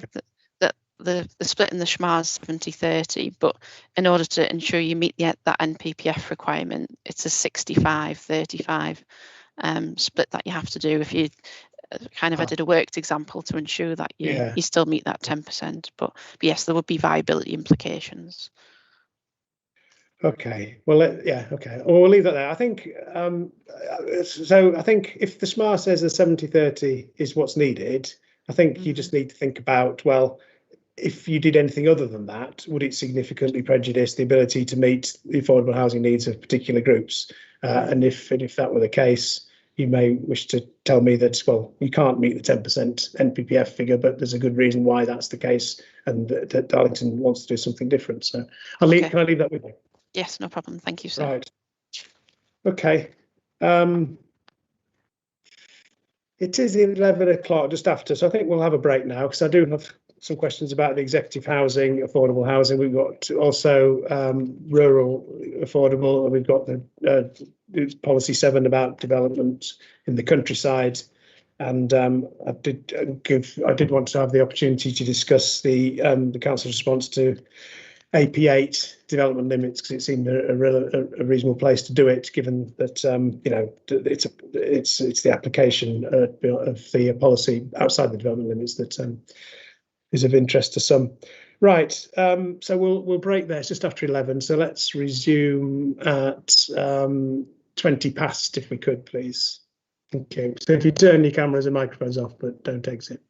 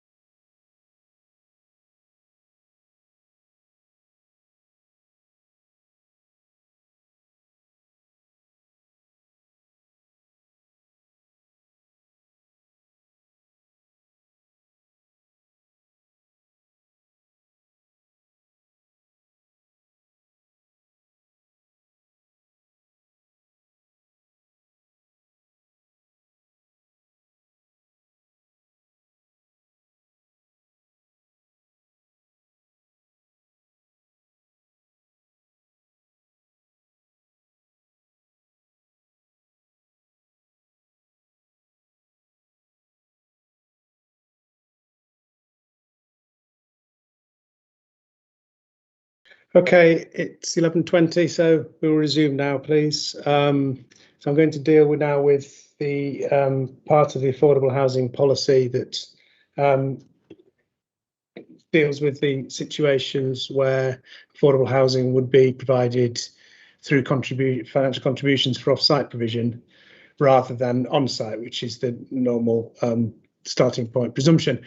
Obviously, national planning policy is clear that it's expected that it should be met on-site unless off-site provision or an appropriate financial contribution in lieu can be robustly justified, and the agreed approach contributes to the objective of creating mixed and balanced communities. So it's the interpretation of that and the consistency with that we're looking at in terms of the exemptions to the on-site provision that are set out in policy H5 parts A to D. I'm going to deal with the first part A in a minute, but just in terms of the very last part, which deals with other circumstances, where it talks about it'd be preferable, for example, where a contribution results in the delivery of more affordable homes, which I'm not. That seemed to be the argument for the executive housing, but we'll deal with that. I mean, I'm not quite sure why that would be the case. Anyway, given that the financial contribution presumably would be based on the policy requirements, which would be based on the 10, 20, 30%. Don't know. Anyway, you can explain that. Or it'd be in a more suitable location. I'm not sure what that means in terms of a suitable location, whether that's related to needs or whether the housing development might not be suitably located itself. I'm not sure. Again, it's all a bit unclear. So I'm going to ask you to clarify that, but also is it consistent with the NPPF 62, which talks about, well, one, robust justification, but secondly, contributing to the creation of mixed and balanced communities. It doesn't refer to that objective in there. So could you respond to that point first, please? The part D, what it means, and should it refer to balanced, the mixed and balanced communities?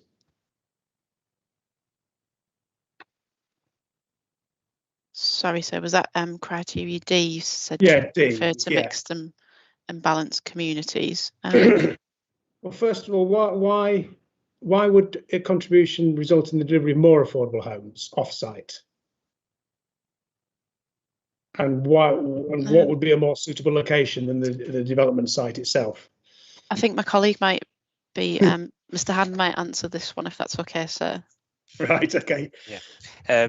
Yes, I think part of this is that council still build its own houses at a premium rate, and we can sometimes get a transfer value that you would have required for, say, for an example, an RSL, and we could build it so potentially we could with a financial contribution for an off-site contribution build more homes than would have been required by the policy requirement with the amounts that we got, which would have been the policy requirement amount for the on-site. And it could be, again, that it might be in a more appropriate location. And I think the executive houses is a classic example that people who are going to occupy affordable houses may not wish to be within what is termed an executive housing estate. Can I leave the executive housing? Okay, sorry.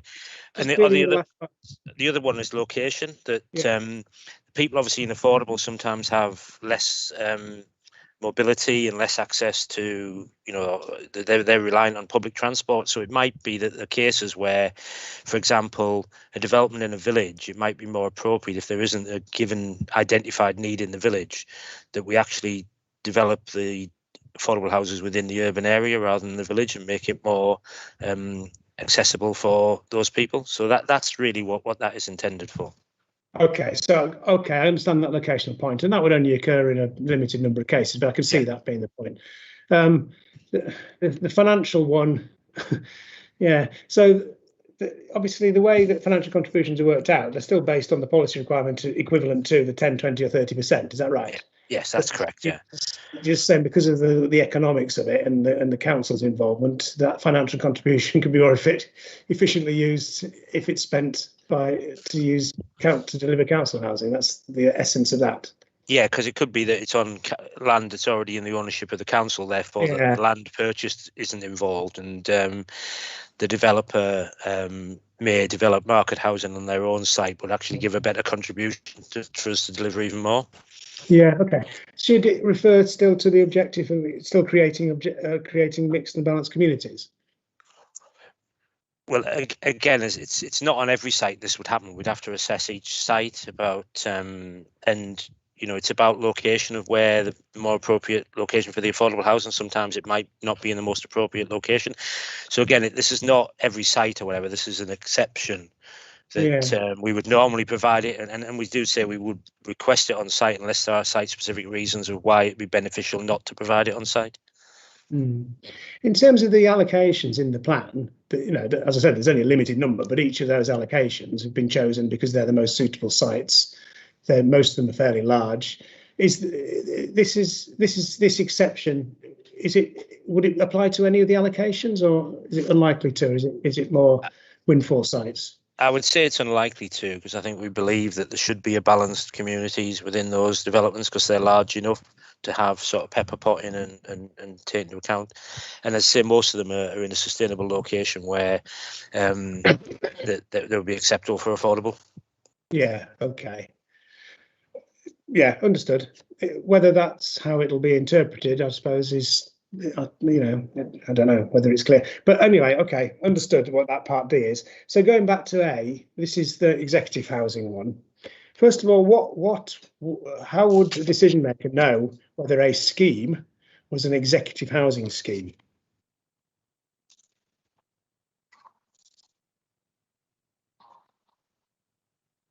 Mr. Hand? Oh. Sorry, sir, I'll try and pick up on this point if that's okay. Yeah. Yes, that's a good point, sir. But I think in terms of how we would define them would be a larger property with a larger number of bedrooms. I think it would be the higher end of the market, a higher value product on a larger scale. That's how we would define them. So could it apply to the whole of the Skirningham site in theory? No, I wouldn't have thought so, sir. Or the large proportion of it that are higher value dwellings? Potentially elements of it, but again, we would be seeking an appropriate mix on that site, so that it wouldn't all be executive style. No, yes, that may be your intent. I'm just trying to work out how someone would apply this policy and what it means. Yes, I can understand. Struggling when if you're going to have this policy. Well, Karen, let me take one further step back. You said earlier on that the SHMA doesn't identify any particular imbalance in the housing stock in Darlington. So no. So MH4 doesn't propose a particular need for executive housing schemes. No, I think this element of the policy is just trying to deal with a situation if it arose where a more executive style scheme is proposed and the products that are proposed in the scheme are not wouldn't be, I'm trying to think of the term, so it wouldn't be of a there'd be maybe too large a product to be an affordable solution, and you might find that RSLs wouldn't be interested in taking up that dwelling. There'd be issues with the viability and the size of the property. In that way, it would be maybe a more appropriate circumstance to take that off-site contribution and deliver affordable in another location. I appreciate that the NPPF asks for it to be delivered on site and to provide a mix of communities, but I think if you looked at it at a broader level, there would still be a mix created. Yes, it wouldn't be at that site specific level, but you'd be providing your affordable elsewhere, and also having an executive scheme at a borough level, you would still be providing a mix of homes. But it was just to try and deal with that circumstance with if an executive style scheme came forward. But yes, that's right. In terms of MH4, we haven't prescribed any sites to be executive. Right. Okay. So there's no identified need for executive housing schemes.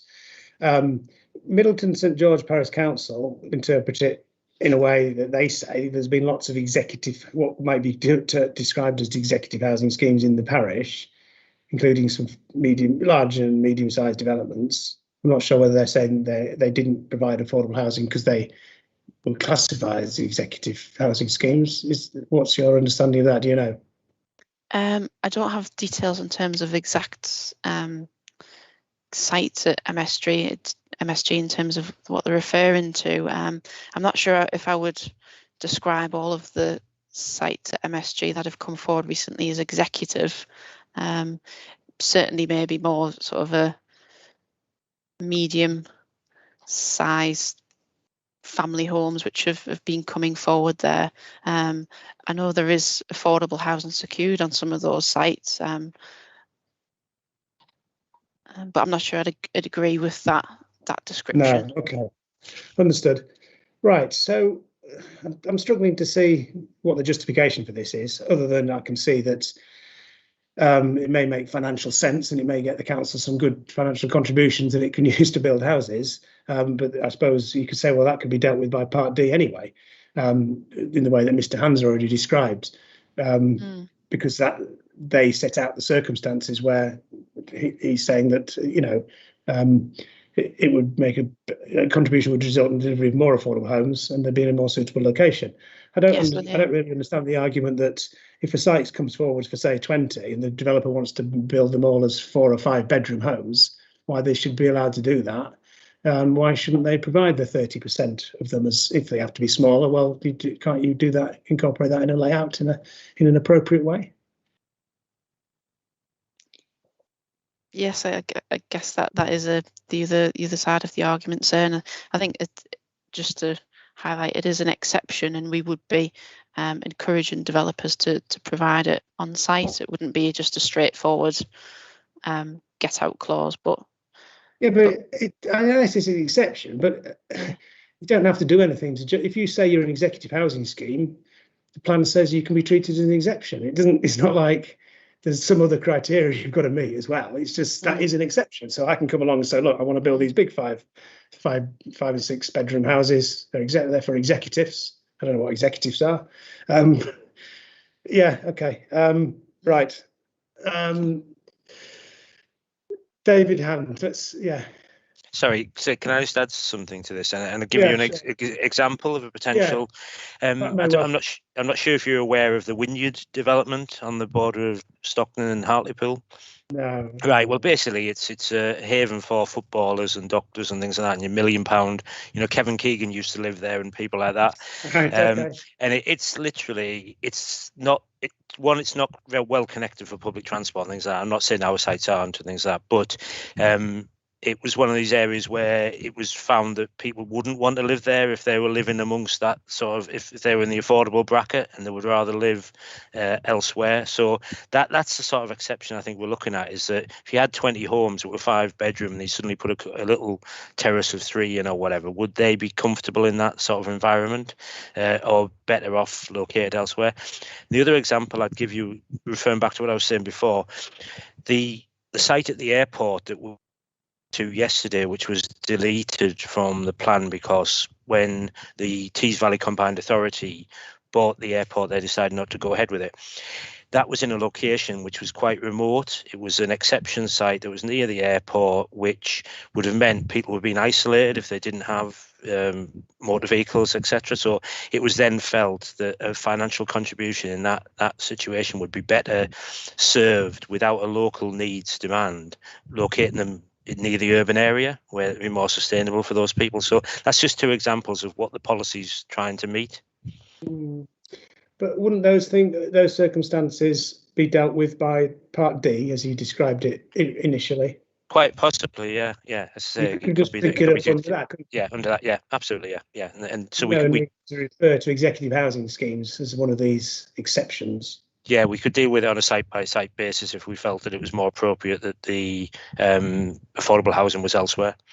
And I think it ought to, but personally, I think it ought to also refer to the objective of meeting mixed and balanced communities. I mean, I'm not sure I fully accept your point that you could build a small to medium-sized housing development of large 5-6 bedroom expensive properties and that it shouldn't include an element of a mix on that site. I mean, I suppose there may be some sites. I don't know. It seems to be running contrary to what the NPPF is saying about creating and avoiding the sort of developments that Councillor Holroyd and Green Party referred to as sort of the gated communities of it's. Isn't that the sort of planning that national policy is trying to encourage us to move away from?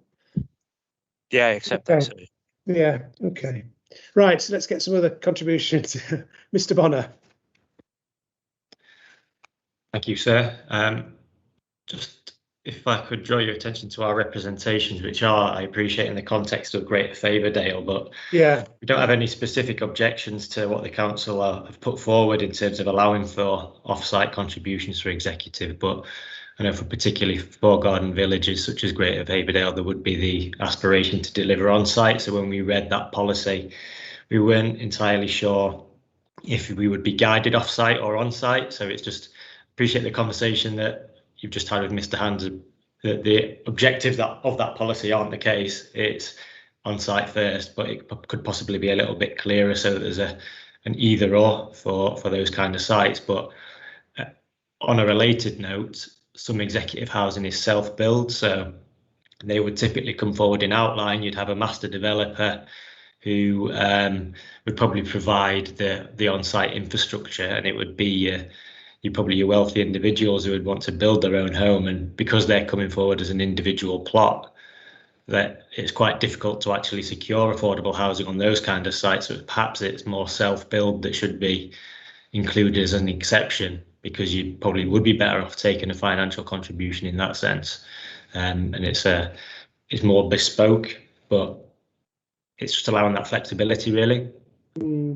In terms of single plots, though, I mean, the policy affordable housing requirements only apply for 10 or more dwellings, don't they? So I suppose I don't know how that, in practice, I don't know how that works if you've got large sites that you break down into separate schemes. I mean, some plans try and deal with that in a kind of complicated way, but I presume you have a sensible approach. But I'm not sure how it would apply to self-build plots. But it might be that it would need to obviously apply to any self-build developments over 10 dwellings, and typically they may usually be under 10, but there have been examples of some at Wynyard, for example, which are 30 or 40, and they were it just required an off-site contribution to get around that.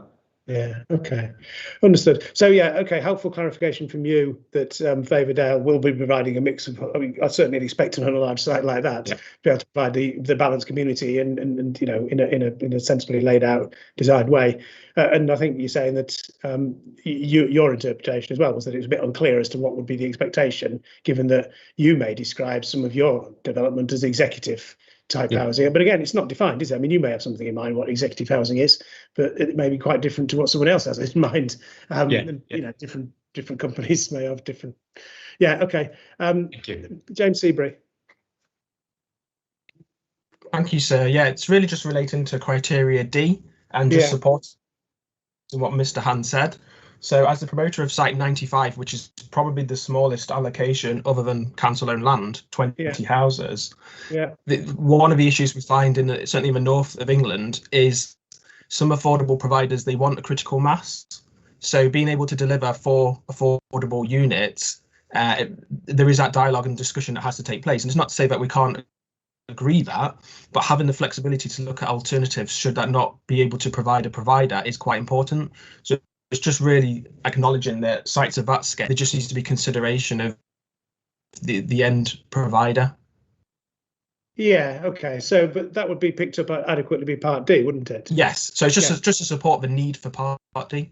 Yeah, okay. And it may just be because a registered provider may not be able to, may not wish to, or may not want to. And I think that's the same thing as Mr. Hans saying in a way, isn't it? That it's more efficient to get the money and build the home somewhere else. Yeah, it's just to reinforce that what Mr. Hans said, really, in terms of. Yeah. Okay. Understood. All right, Neil Westwick.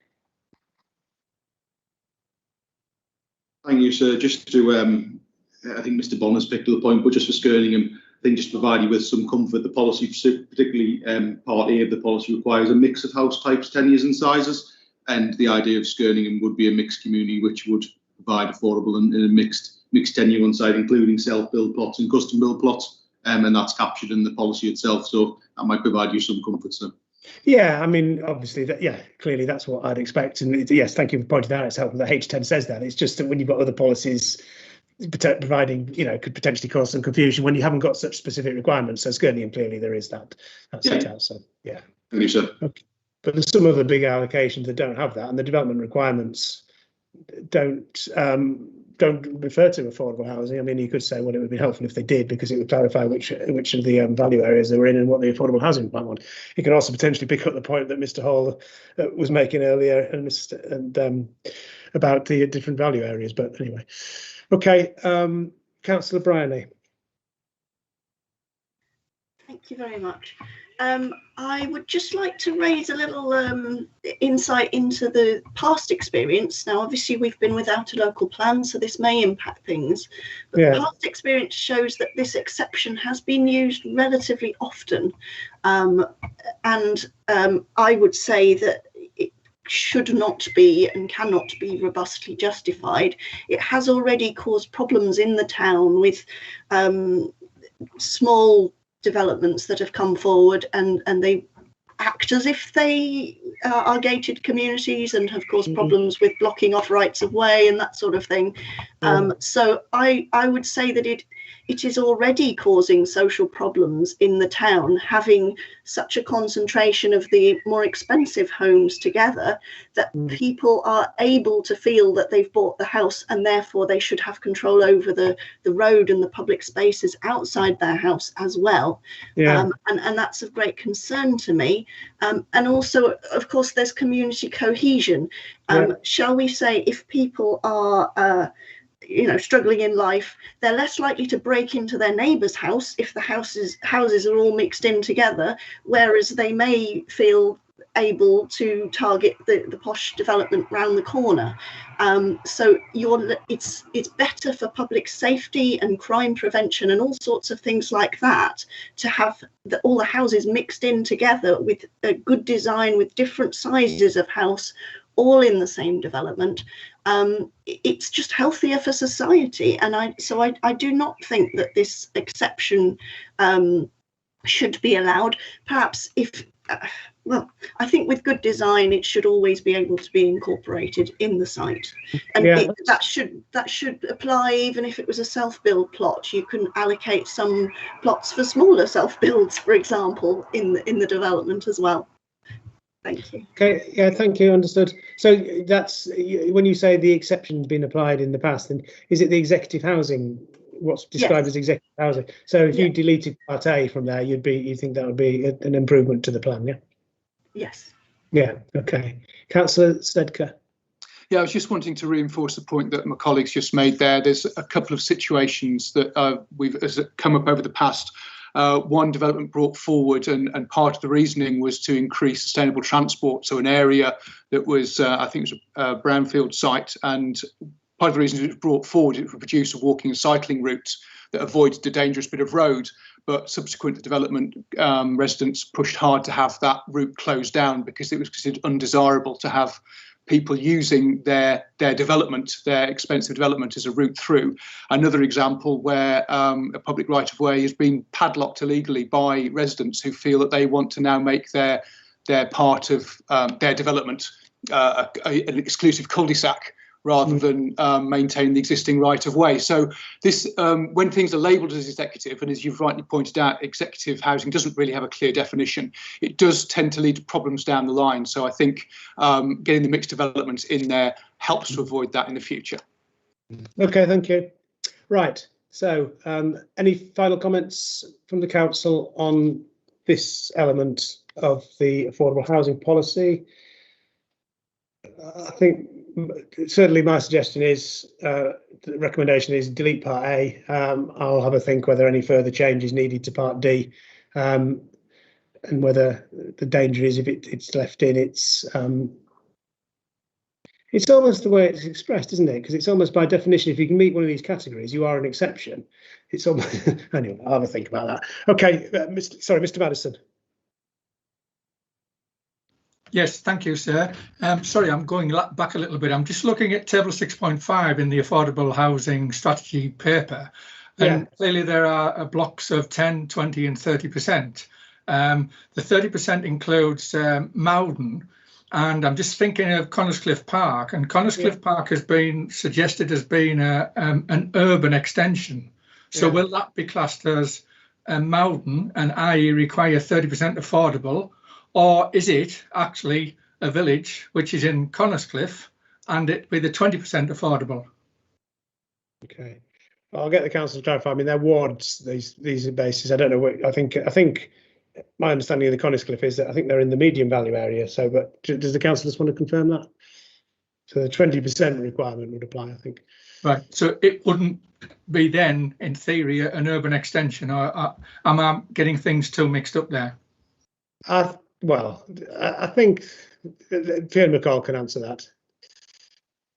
It was just to confirm. So yes, it's in the Connerscliff Park is within the medium area. Yeah. The maps within Appendix E, just for Mr. Madison, of the proposed submission local plan to show those percentage areas. Doesn't show you which site, what the Connerscliff Park sites are in there, does it? No, it doesn't have. It doesn't have its diagram. Unless you know what ward it doesn't tell you. But yeah, it can be clarified, can't it? You can find out. Yeah. Okay. Thank you. Right. We'll move on.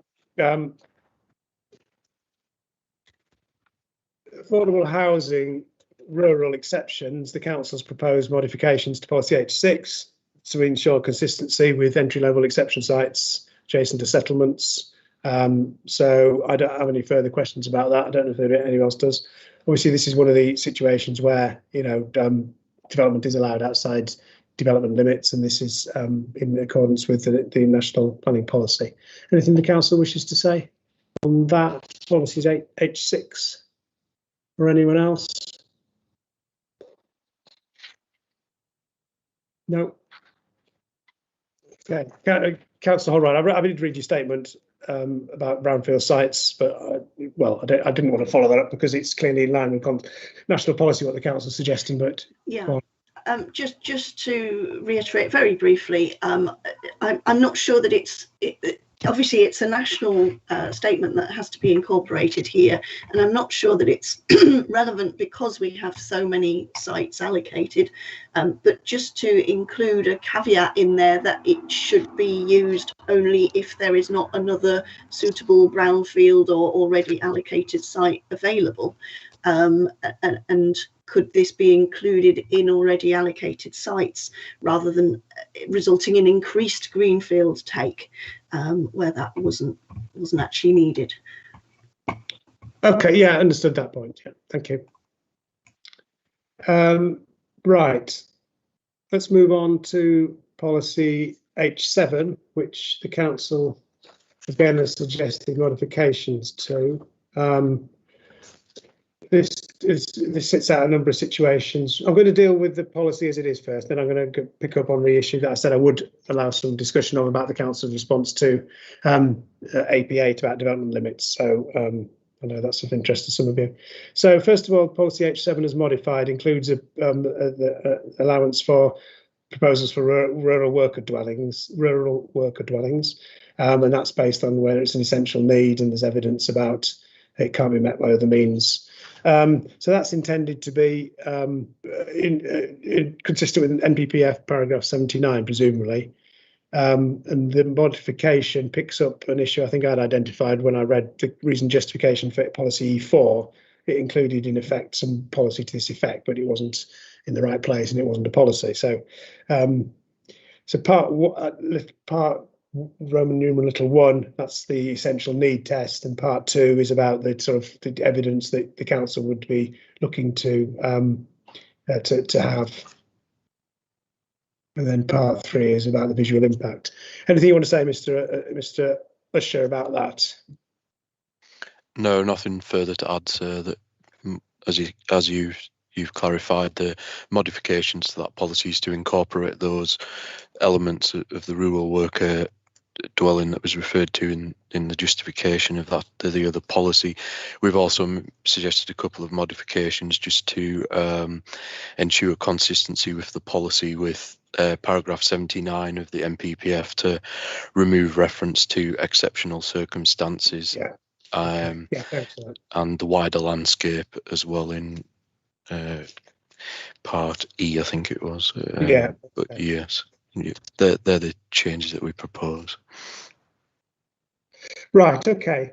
So that's fine. Okay. So H7 deals with isolated homes in the countryside in accordance with NPPF 79. So I don't need to spend any more time on that. So other than that, then policy H1 allows residential development outside development limits. The council cannot demonstrate a 5-year supply. We've considered that. I mean, there's a suggestion by a couple of people. I think that should cross-refer to policy H7. I don't think that's needed. Does the council want to respond to that?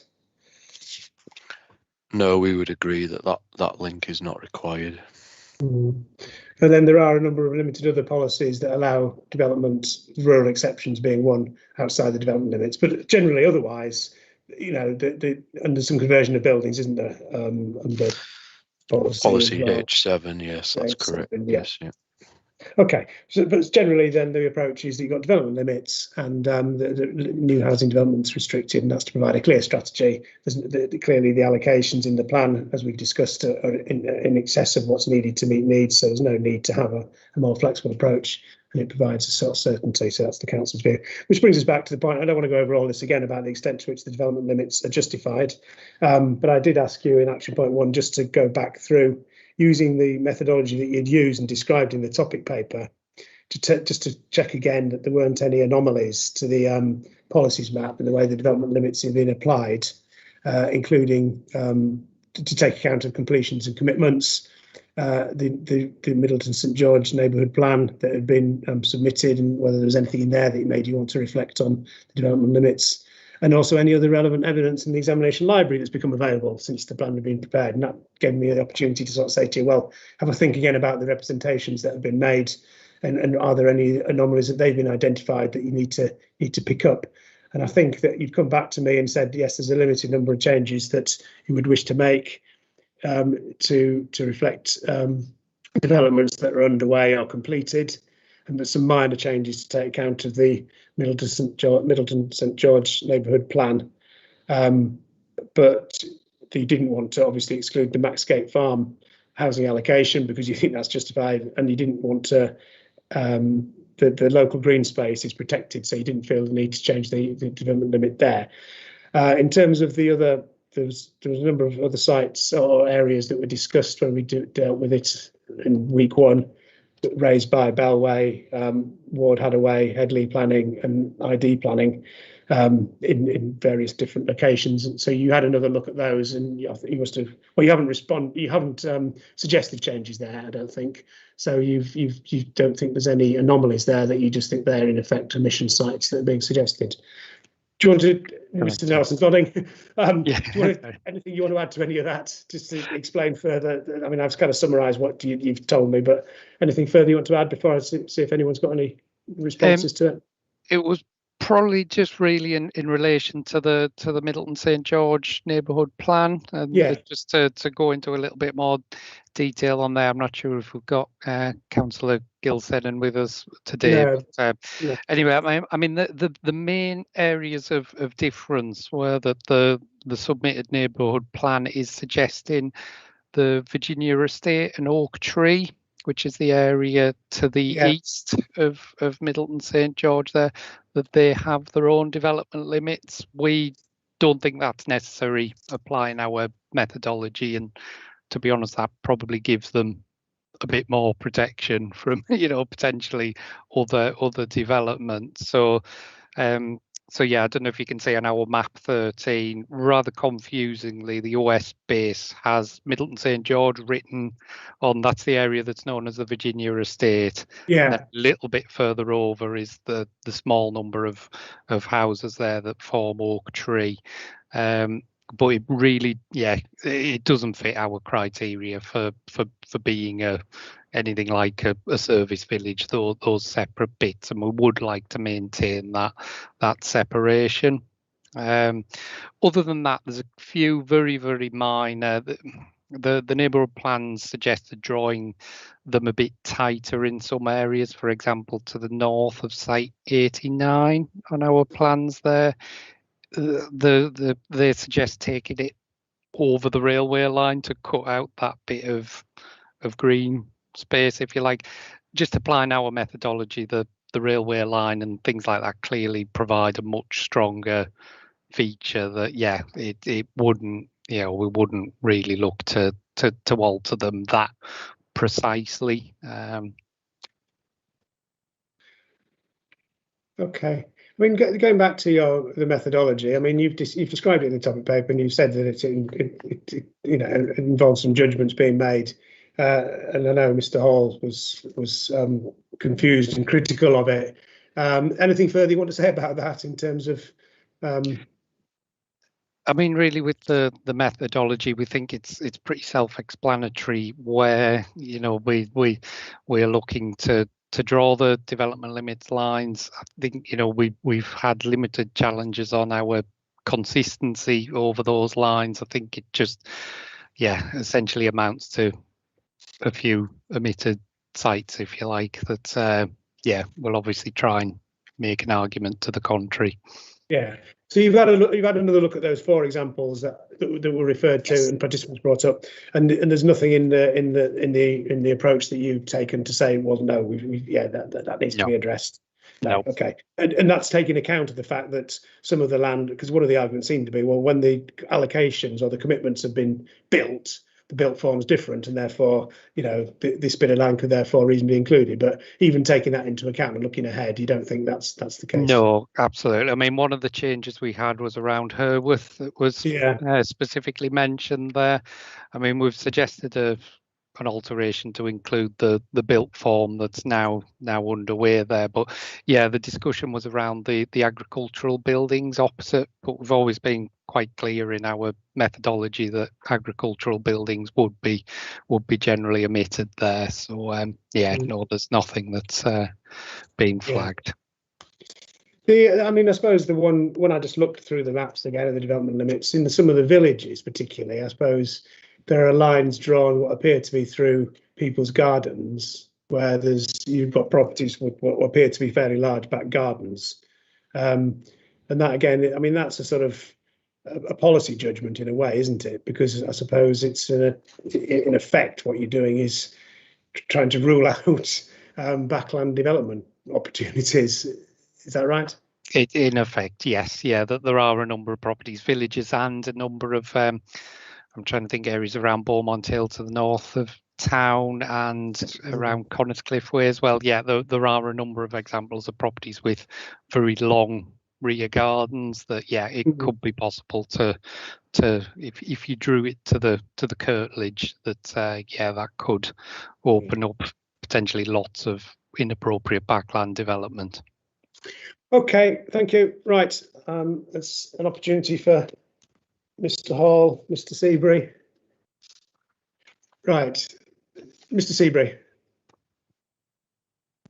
Thank you, sir. It's just really reverting back to our matter free statement and the built up area of School Acliff, which we just feel falls between the lines in terms of it's clearly there's been recent residential development of a substantial size. We appreciate it's cross-border in terms of the settlement, in terms of Durham, but just an acknowledgement that some settlement boundaries are around the existing built form because of the scale. It just doesn't feature as even a rural village. A bit like Oak Tree in the Virginia Estates next to Middle St George, I suppose. I think it's a more scale, and it's more the fact of the whole settlement is of a bit larger scale. That's certainly the way County Durham have dealt with it. It's got development limits, so it's just that kind of consistency point. Yeah. Okay. Right, Mr. Hall. Thank you, sir. I'm a little bit thrown actually, because my basic point was there was a methodology. Yeah. Then you have an assessment. Then you have the boundaries. So I thought when it got put on the agenda, the council were going to say, well, we can put something on the website that shows the work we did to assess the boundary.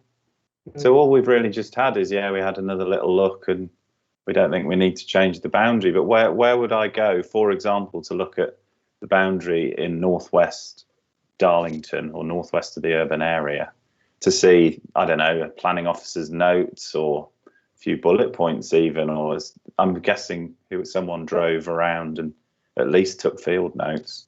But in any other section of this EIP or a plan, you have an approach to it, which is your method, how they assessed it and reached that conclusion, and then you've got your outcome, which is the settlement boundaries. And as I said last time, I mean, regardless of emission sites, it's just where do I go to say that site was ruled out because, or the boundary wasn't changed for these reasons. So I must admit, I thought it was rather quick that it was back on the agenda, and that sort of explains why. But I genuinely think there's a gap in the evidence base, is what I'm saying. I do think it's an important point.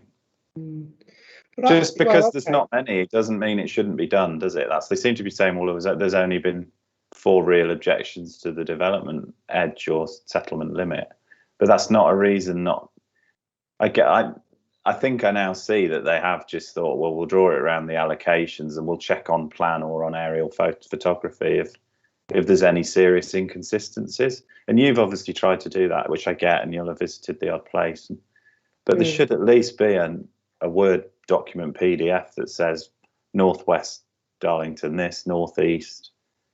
You know, it might just be the one on the east might just say, well, there's the A1 and there's the field boundaries. And do you see what I mean? But they haven't really looked at it again, have they?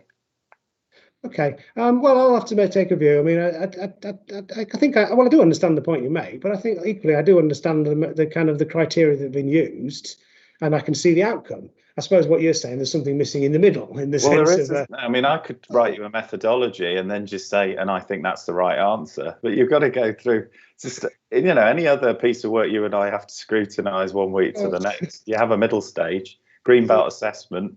At least I can go and see what they didn't like about my parcel of land, or sustainability appraisal. Yes, we've got. But in terms of a built edge, you know, it could just say stream, road, hedge.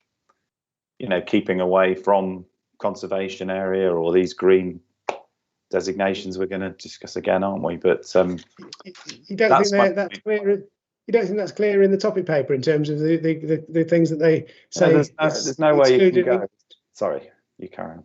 You don't think it's clear from the list of the factors that have? Well, they're the factors, but it doesn't then say. And in the north of Darlington or northwest, northeast, keeping it simple, it doesn't say this was ruled out for this reason, or we don't want to breach that line, or it doesn't have to be a reams of paper, does it? But it could even be a mate. You'd have to talk about every little edge there, wouldn't you? Explaining. Well, it depends how you chunk it, doesn't it, to use a school phrase, but you know, that's what I'm trying. But yeah, they should have done something. There should at least be some notes as in this area. You would do it for any other appraisal, you know, landscape and visual do it. It could be a page per side of the town. That's what I thought they'd done in the last 2 days, if I'm honest. But I can't remember when we did discuss it now. But well, it was 3 weeks ago, wasn't it? We had a couple of weeks off, didn't we? But that's our point. I mean, I'm chuckling okay, about I understand. it. I mean, Bellway do feel a bit aggrieved, but it is quite hard to know why something was ruled out or why the edge wasn't redrawn, other than it was a fairly easy route to go down. But right, okay. Councillor Holroyd.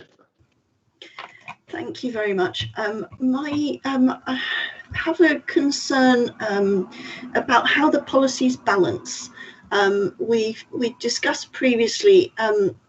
You know, the allocations and that there's strategic allocations which are deemed to be needed around the outer edge of Darlington, but also there are policies about the rural non-service villages, and these conflict. You know, if the town is being extended outwards such that it now comes to meet, for example, Barmpton, and Middleton St George has been discussed, but I note that Coniscliffe and Merrybent hasn't been mentioned, and that as part of the Coniscliffe allocation would be basically subsumed within the urban area of Darlington. I think we've discussed these issues, Councillor Holroyd, under the spatial strategy and the site specifics. I don't want to go back over the same things, really. Okay, I was just querying the balance of the policies and whether it was taken into account the fact that it is rural development in the countryside, and whether a green wedge, for example, or some other treatment was needed so as to prevent the encroachment of Darlington into the rural villages. Okay, thank you. Right, any final points from the council on policy H7 and indeed the development limits that you wish to make? Yes, sir, if I could just come back on a couple of points there.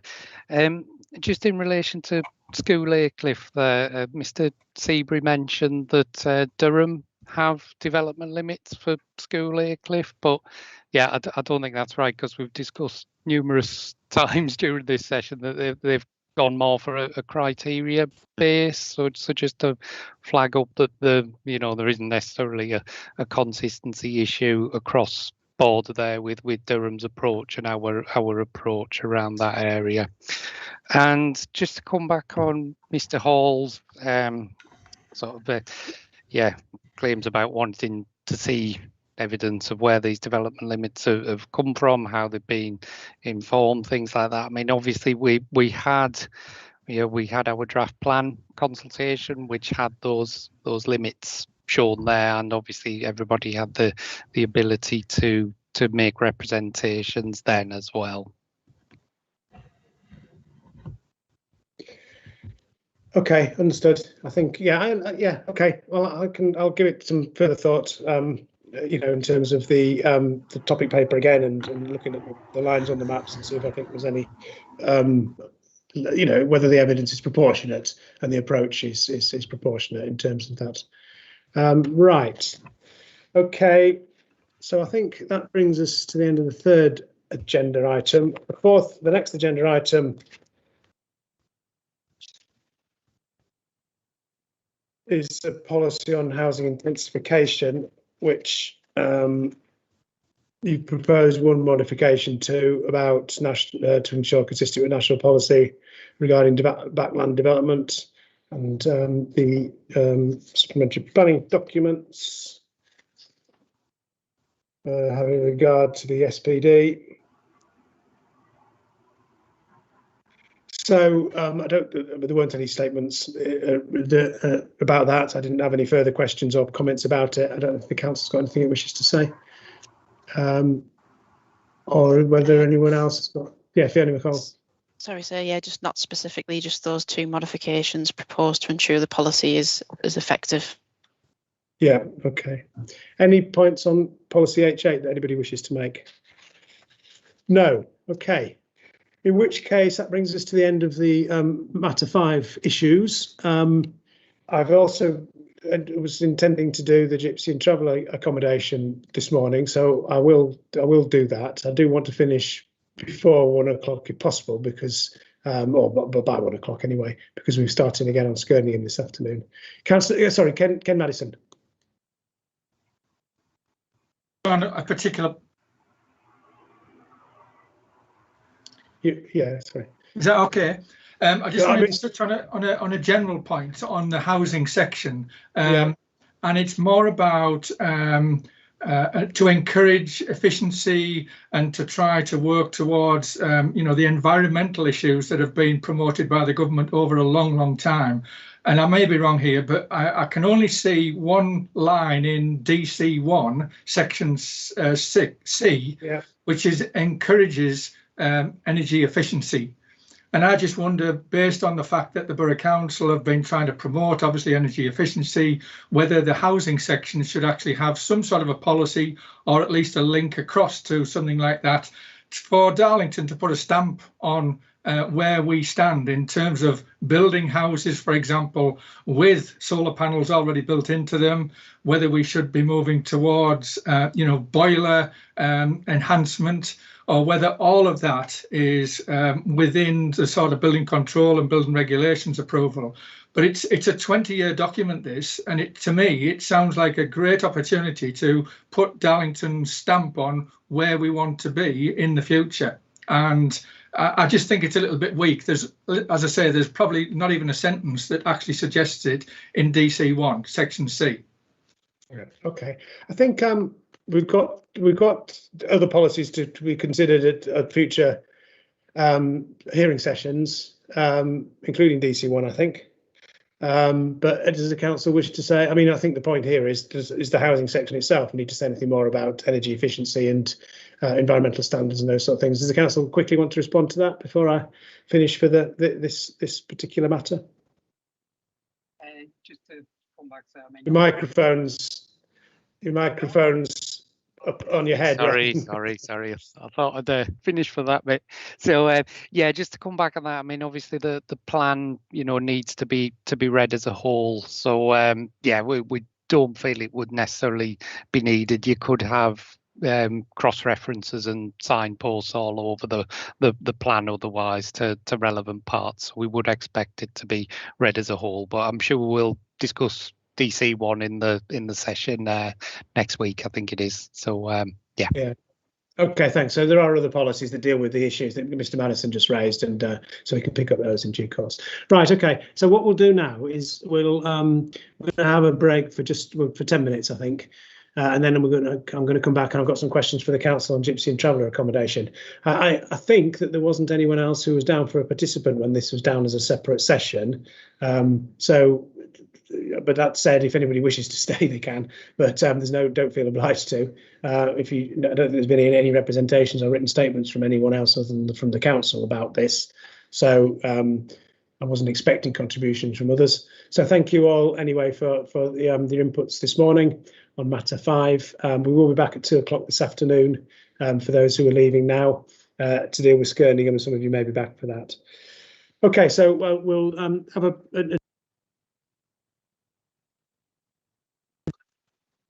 Was my microphone? Anyone hear that? I think my microphone may have been off. It went off briefly. Okay, so we'll adjourn now until 12:20, please, and then I'll be coming back to talk about Gypsy and traveller accommodation. Thank you.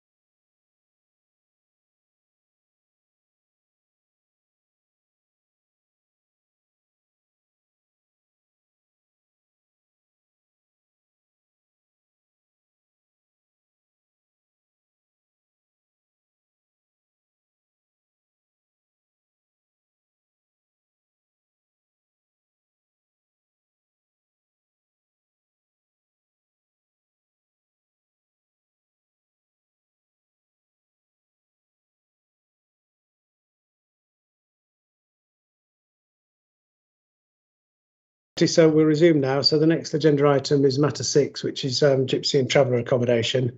Policy H9 safeguards existing Gypsy and traveller sites and sets out a criteria-based approach to assess proposals for new sites. And the evidence for that is set out in the Gypsy and traveller accommodation assessment, which was carried out in 2014 and updated in the 2017 by our consultancy. So they're not a company I've come across before, actually, but it's one of the council used. Are they a local firm?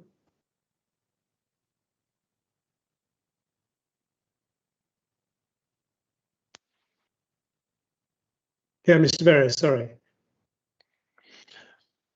They're not. They're a firm here, well, based in Lincolnshire, and Right. it's basically a 1 or 2 man band here, and well, they certainly have got here, well, a good well development experience here, well, within here, well, local authorities, probably more to the southeast of England.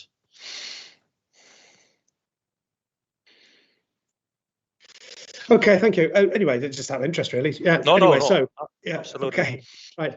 So the plan refers to some various elements of need, but in essence, it seems to identify a need for a total of 51 additional pitches between 2017 and 2037. So that's the basic need identified. Correct. That's correct. Yeah, yeah.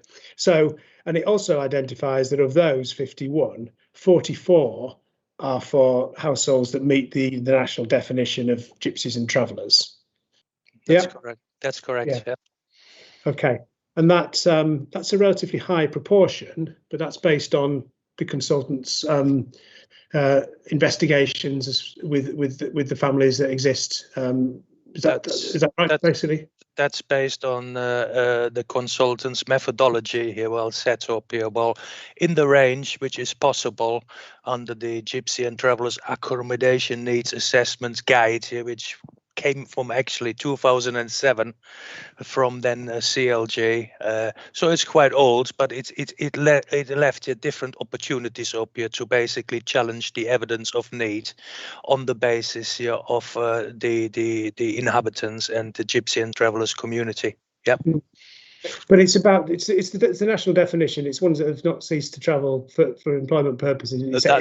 That's the new definition here, which is here from 2015, and that is applied. Yes. So that's applied. So that's quite a high proportion, 44 out of 51. Higher proportion I've seen in other studies. But that reflects their engagement with the families, does it? That's correct. Okay. No, it's interesting to see that. Okay. I mean, I studied here our GTAs around the area, like you have here with your examinations in public in Durham, Doncaster, and so on. Yes, in terms of here, well, the population in Darlington here, well, it's certainly significantly different here, well, to most of the surrounding areas. It's very likely to the Doncaster population, but there's still some differences.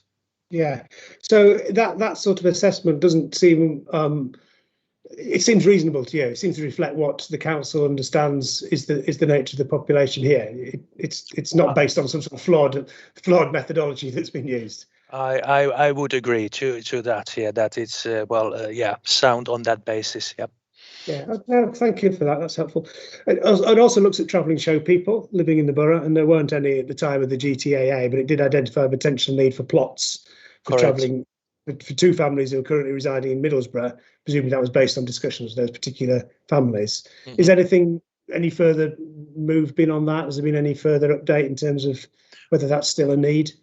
Well, we haven't really seen here very many here show people here coming around. They're mostly residing in the rural roundabouts in yards, but we take that target forward here within our plan here for the next 20 years. Yeah. Okay. Right. Thank you. Right.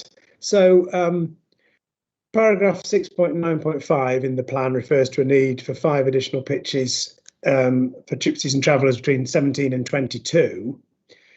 and then the 6.9.6 refers to the 46 being needed 22 onward.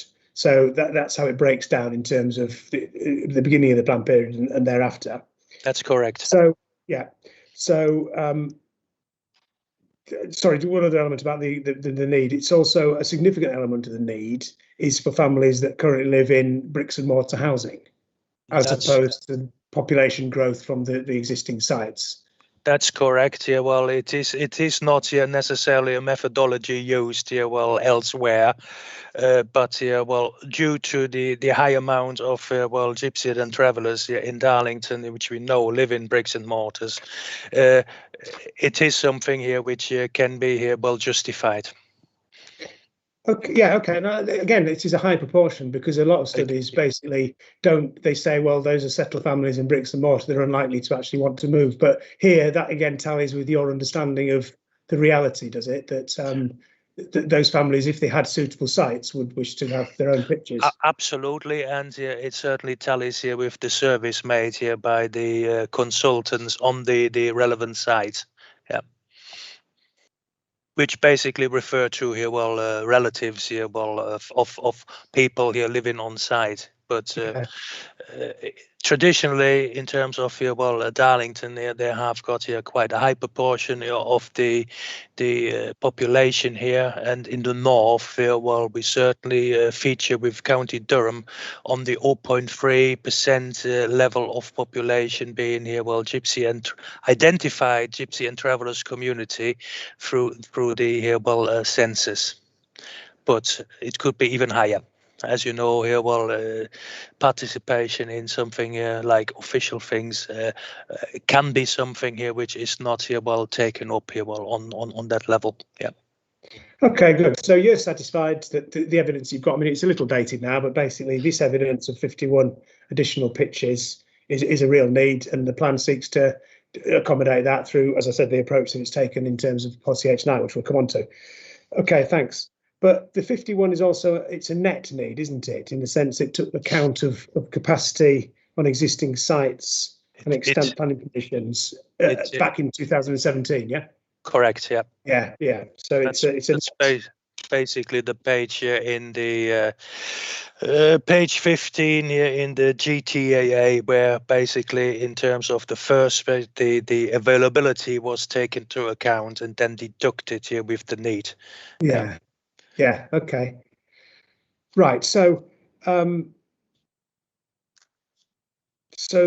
going back to the plan and the existing the sites, the GTAA identifies that there were 138 permanent pitches with planning permission in the area and 24 transit pitches, and it breaks those down into occupied, vacant, and potential. So again, that was the starting point, and as I said, the net 51 need it takes account of that. Just in terms of the existing sites, and given that H9 refers to those, and we'll talk about the approach to meeting future additional needs. Why are they not shown on the policies map? Are they not? I don't think they're shown on the policies map, are they? No, they're not. No. Why not? I think we took the approach here that most of the needs could be taken forward here with sites which would be windfalls here coming up based on our tradition of windfalls which we had over the last 18-20 years, and no, we haven't identified them here on the policy map at all. There was discussion about it, but we decided here, not to put sites here onto here, the policies map there. However, within your subsequent questions, you got a map from us where these sites are located here, and also, I must say that here, the study here from RRR only accounted for 12 sites which they have interviewed here. Whereas 15 are actually inhabited here. So, the percentage of participation in the survey could be higher, but we couldn't make the site accessible here for the consultants to visit at that day. Yeah, okay. But in terms of the way the policy, I mean, leaving aside where windfalls will be, obviously that you probably don't know where most of the windfalls will be because by their nature. But in terms of the policy, it also safeguards existing sites. So wouldn't it be clearer if they were actually shown on the policies map, just to say, well, these are the sites we're safeguarding, because that's one element of meeting needs in the future, isn't it? It could be, yes, but we haven't done that in this case. You could do. We could do. Yeah. Okay. Right. Okay. I'll reflect on that. Thank you. Right. But whatever you say, we can do. Yeah. Well, I wouldn't want to assume that necessarily.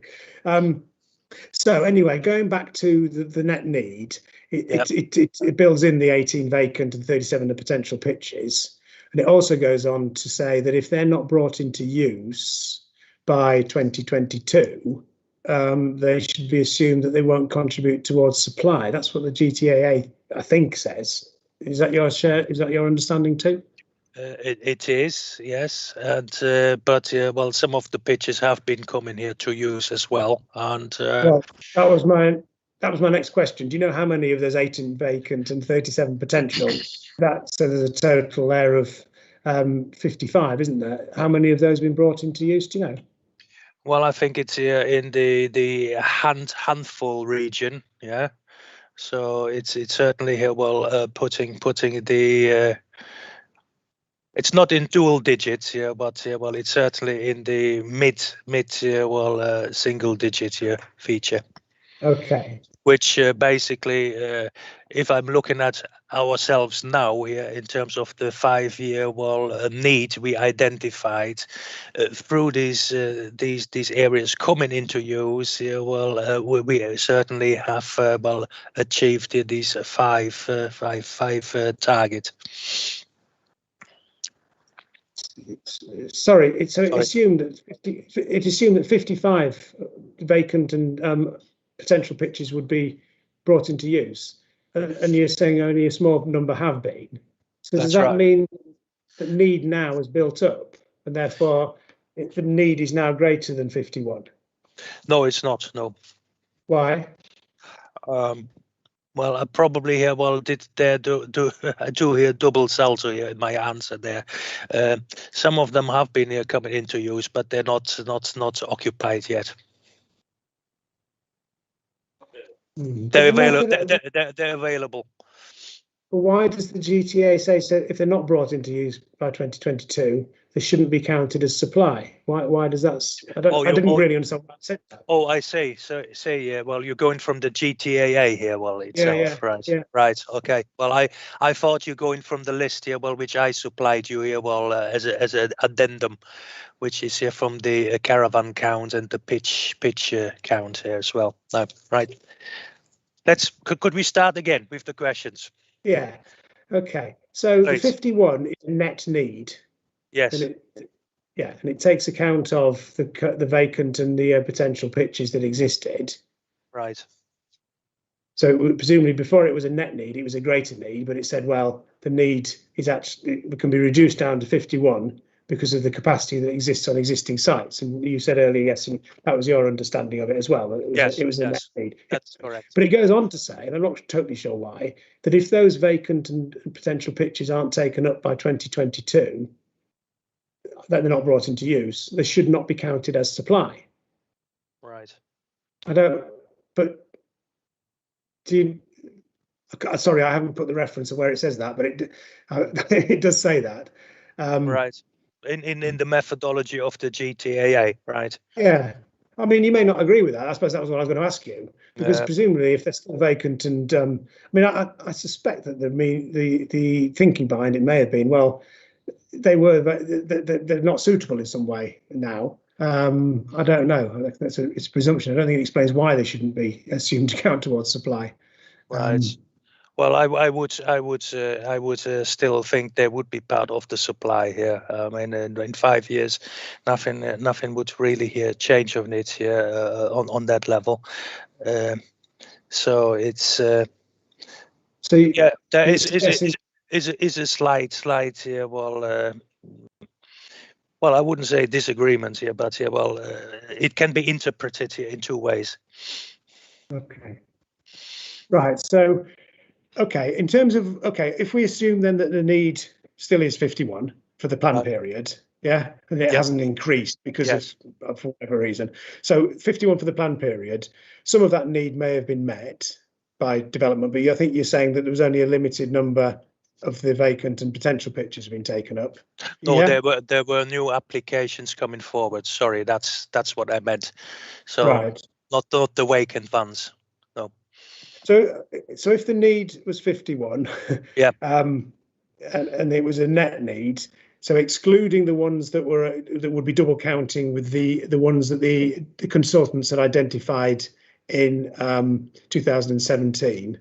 I think you identify in your response that there's 7 pitches on 3 sites that were granted permission since 2018, i.e. they contribute towards the meeting needs to avoid any double counting, yeah? That's correct. To make it absolutely crystal clear here, well, the consultants basically used our extra evidence here of the caravan count in 2017 to come up with these figures.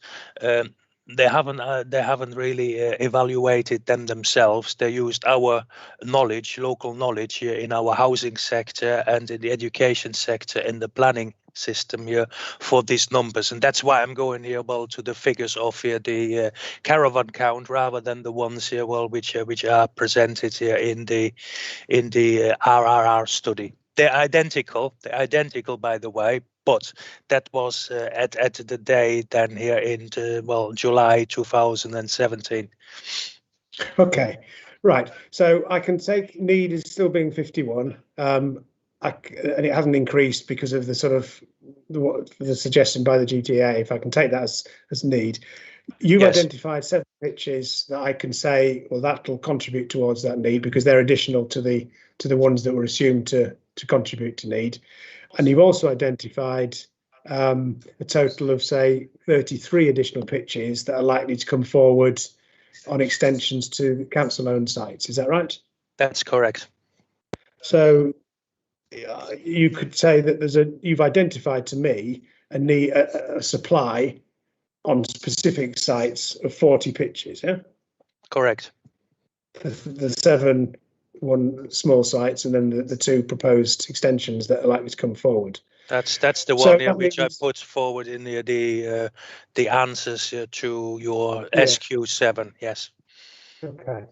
So that could suggest that the unmet need, the need that needs to be met by further sites that you haven't identified at the moment is 11 in numerical terms. Yeah.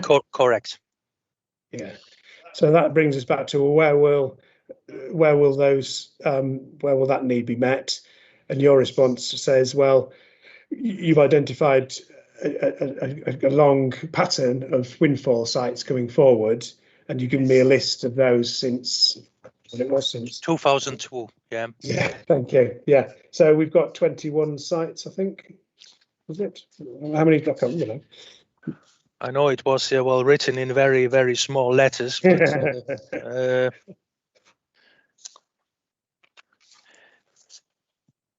I have to put my glasses on that. Yeah. Well, it was 75. Number of extra pitches here coming forward since 2002. Mostly were related here to council built sites here, which I happened here to be involved in as the project manager, which was Rowan West and Rowan East. That's certainly the bulk of it here, and others here were then here taken forward here by private sites extending or asking here for basically change of use. Yeah. Okay. Well, given that a lot of the existing sites or some of the existing sites have already been extended, there's already been windfalls at them, yeah. And that you're identifying 2 specific projects for the 2 of the council sites that which could contribute these 30. Sorry, the 33, isn't it? The road. That's right. Yeah. But doesn't that therefore mean that there's less scope now in the future for windfalls because, well, the 2 council sites you've identified the way they can be extended, so there's not likely to be further windfalls on those. It could be, but well, one is an extension, which is well, it would be a total here new build site. Yeah, well, so it will have here, well, a total different quality. You're right, as it takes the bulk of it here. Well, we then here also relying on suitable locations here coming forward from private sites. Yeah, and some of those have already been extended in the last years. In your list, some of them are the private sites, aren't they? Some of them, or others, were change of use, basically from stable land here to well, a private here, well, gypsy and traveller site. Yes. So you don't think there's any risk that the need cannot be met? So I mean, if the Rowan and the Honeypot sites are extended, and you've got these the 7 pitches that have got permission since 2018, there's a need for 11 windfalls. So you think that's perfectly reasonable to assume that that can come forward in the same sort of pattern that's happened before, changes of use and extensions to the smaller private sites? I would expect that, because well, yes, we have well, a quite through flow of your new planning applications for gypsy and traveller sites coming forward. Yeah. And which I suppose brings us in a way onto the policy and how positive that is, because obviously you don't have green belt, so you haven't got that constraint in Darlington. So you can give permission for sites in the countryside if needed, for changes of use or for new sites if it meets the criteria in the policy. So we can come on to looking at that to the extent to which that was. Not quite now, because I just want to just deal with travelling show people actually before we deal with that. But is there anything else then you want to say to me about the need side of the equation for gypsy and traveller pitches, or the supply? I think I've got the picture that you've given me. I think here, well, I corresponded with you in a secret way here, well, well, over the last time here, or well, since the beginning of the examination in January enough, and yes, the information there is correct and it's sound, and that's all I can say at the moment. Okay. So really, my judgment comes down to whether it's reasonable to assume. I mean, obviously, the reason I'm pushing the supply side. Oh, can you hear me? Sorry, yeah. Can you hear me? Yes. Yeah. Sorry. Obviously, national policy requires the plan to identify specific sites to meet identified needs.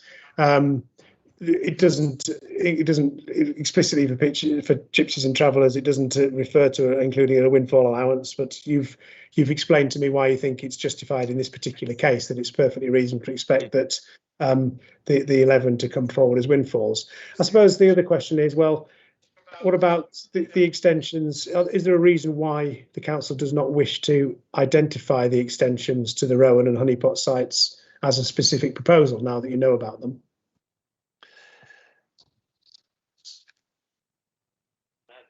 Well, we can add them here to the policy map here, well, if needed, yeah.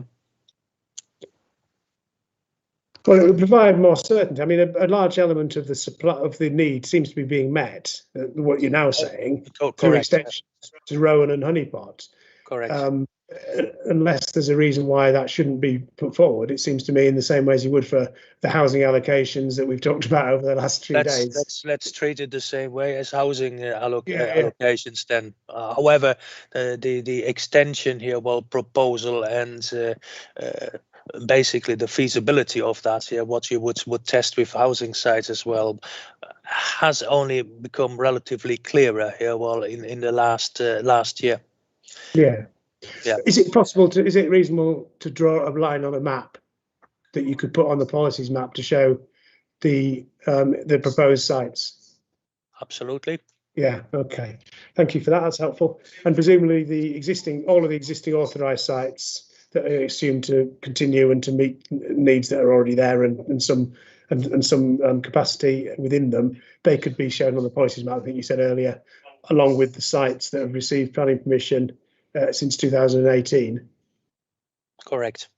In the way that the plan's been updated on other elements of housing to the supply situation as 2021, you could reflect the commitments and the existing sites for the gypsy and traveller pitches in the same way. Yeah. That can be done. Yeah. Okay. Thank you. That's helpful. Right. In terms of the travelling show people, that identifies the need. You say that existing transit pitches or underused land at Honeypot Lane traveller site could be potentially suitable for the if that need did materialise, the travelling show people. But wouldn't the transit pitches be needed for transit? What happens here, well, in terms of our regular here, well, count here is that here these transit pitches have been here, well, reasonably here left empty here, well, through the counting periods here in January and July, and there would be opportunity here, well, to convert them into here, well, a kind of here, well, mini yard within here, well, the realms of Honeypot Lane. Yeah. So sorry, you're saying that the travelling show people sites wouldn't need to be all year round? That it's the, is that what you're saying? Well, it's fluctuating here. Well, certainly here. Well, in terms of here, well, the need there, and to my knowledge, we haven't got here any based within the boundary here in Darlington currently. Whereas other local authorities here, well, like Middlesbrough, well, they have got specific yards for it here in urban areas where basically they keep here, well, their storage and basically here their apparatus here to go here, well, on tour. Yeah. But yeah, so, I mean, generally they need a bigger area of land. No, absolutely. It's not just living accommodation; it's all the storage and the maintenance work that's carried on. But Honeypot Lane, is the spare capacity at Honeypot Lane traveller site for travelling show people, or wouldn't that then reduce the amount of land needed available for that we just talked about for Gypsy and travellers?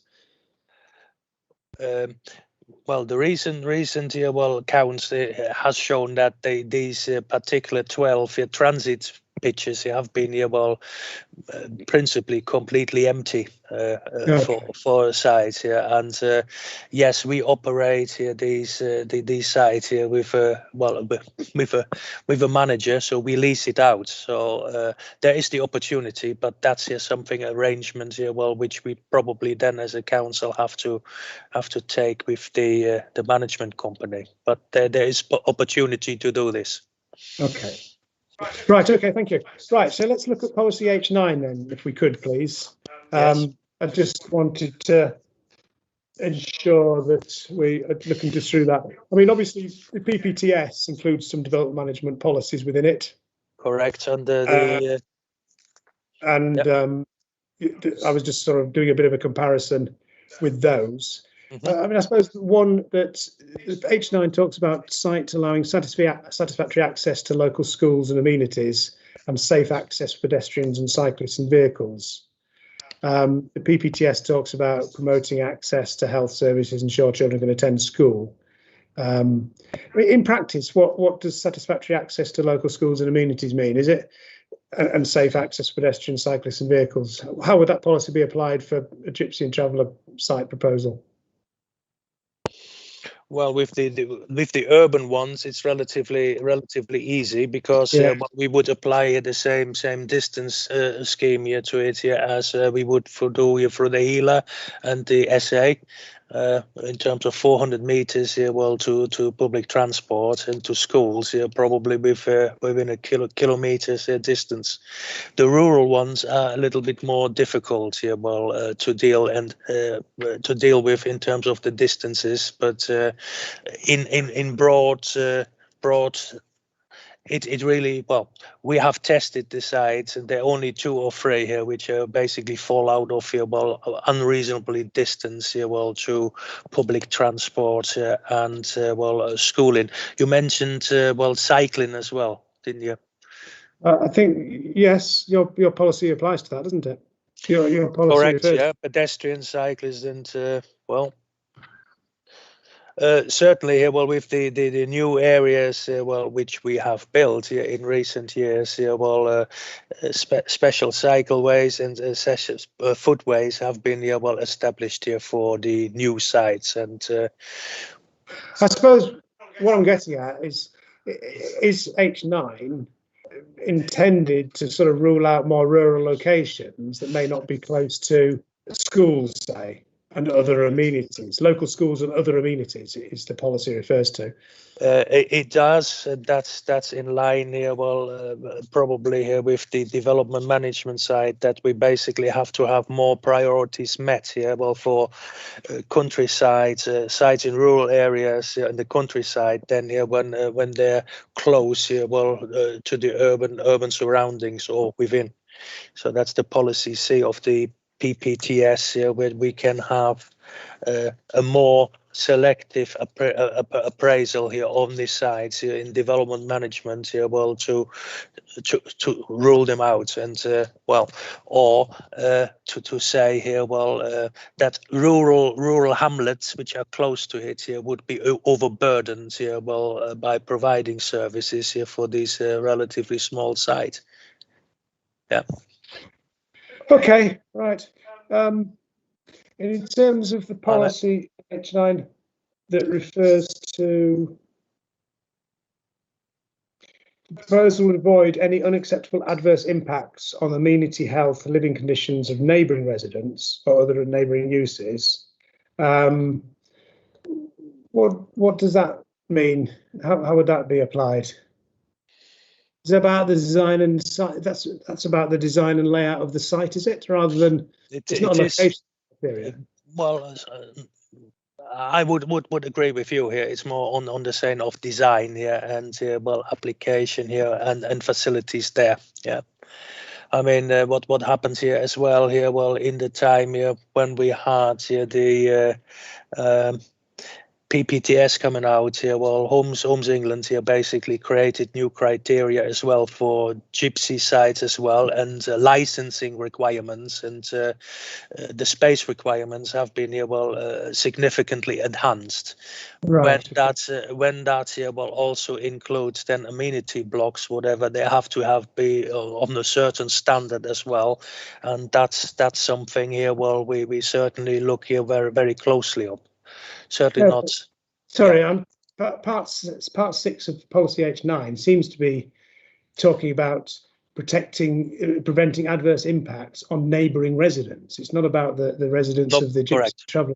Yeah, so it's sort of implying that the Gypsy and traveller site may be a bad neighbour and may cause these sort of problems, but it's not suggesting that it should be kept away from other housing, is it? It's more to do with the design and layout. That's what I'm asking you. Design and layout, yes. Yeah. So it's not steering Gypsy and traveller sites away from other forms. It's not a negative aspect here, well, to the Gypsy and travellers community at all. No. Okay, I don't think I've got any more questions about that. Thank you for going through those. I think that's helped clarify things. I think the main thing I'm looking for here is a bit of clarity about how the need will be met. And I think that's through two things. One, H9 itself could refer to the specific proposals that are now, you say, are taken forward at Rowan and Honeypot. Right. And identify the capacity that's likely to create.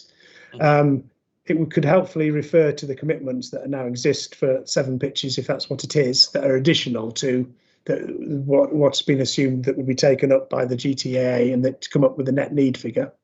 Mm-hmm. And finally, that the policies map could show the existing authorised sites, that Part A of H9 and Part B say it's safeguarding. Yep. And it could show the extensions to the Honeypot and the Rowan East sites if they are able to be mapped at this stage, because that would provide clarity about where this additional capacity would be provided. And it could show the sites of the 3 sites that would accommodate the additional 7 pitches. Okay. Right. Great. Okay. Thank you. Any other points that the council wishes to make in terms of the Gypsy and Travel and Policy H9? No. Okay. That will be it. Good. Thank you. Okay. Thank you for that help. So is anyone else? Councillor Bryony is. Sorry, I didn't go through any usual introductions. I thought it was just the council, but I realised Councillor Bryony. I stayed in just to listen in. We didn't put any submissions, but my only concern was just to make sure that obviously it is we're a high area of Gypsy and Traveller community. I had the impression it was about 0.5%. So just to make sure that we had enough sites and that they were being dealt with appropriately, and it all sounds good to me. Okay, thank you for that. Right, thank you. Apologies, I just thought of something else. I mean, one point to make, we were discussing earlier mixed communities and, as far as executive developments and that sort of thing. I wonder whether it would be possible when, obviously it depends where the need is, but to ensure that the sites were well spread throughout the town where possible, so that it's not just making large extensions to existing sites, but just like an executive development, you're spreading the Gypsy and Traveller sites well amongst the other non-transient communities of the town. Okay, well, I think that the need is essentially being met in and around the existing sites, which are clustered generally, aren't they, in a number of locations around the town. Okay, right, I'm going to finish there. We do need to be back at 2 o'clock for a subsequent session. So thank you again for Mr. Berries for your contributions there. And I'll do an action point note, but I think you've noted down the sort of. Oh, I did, yes. Okay, thank you. Thank you.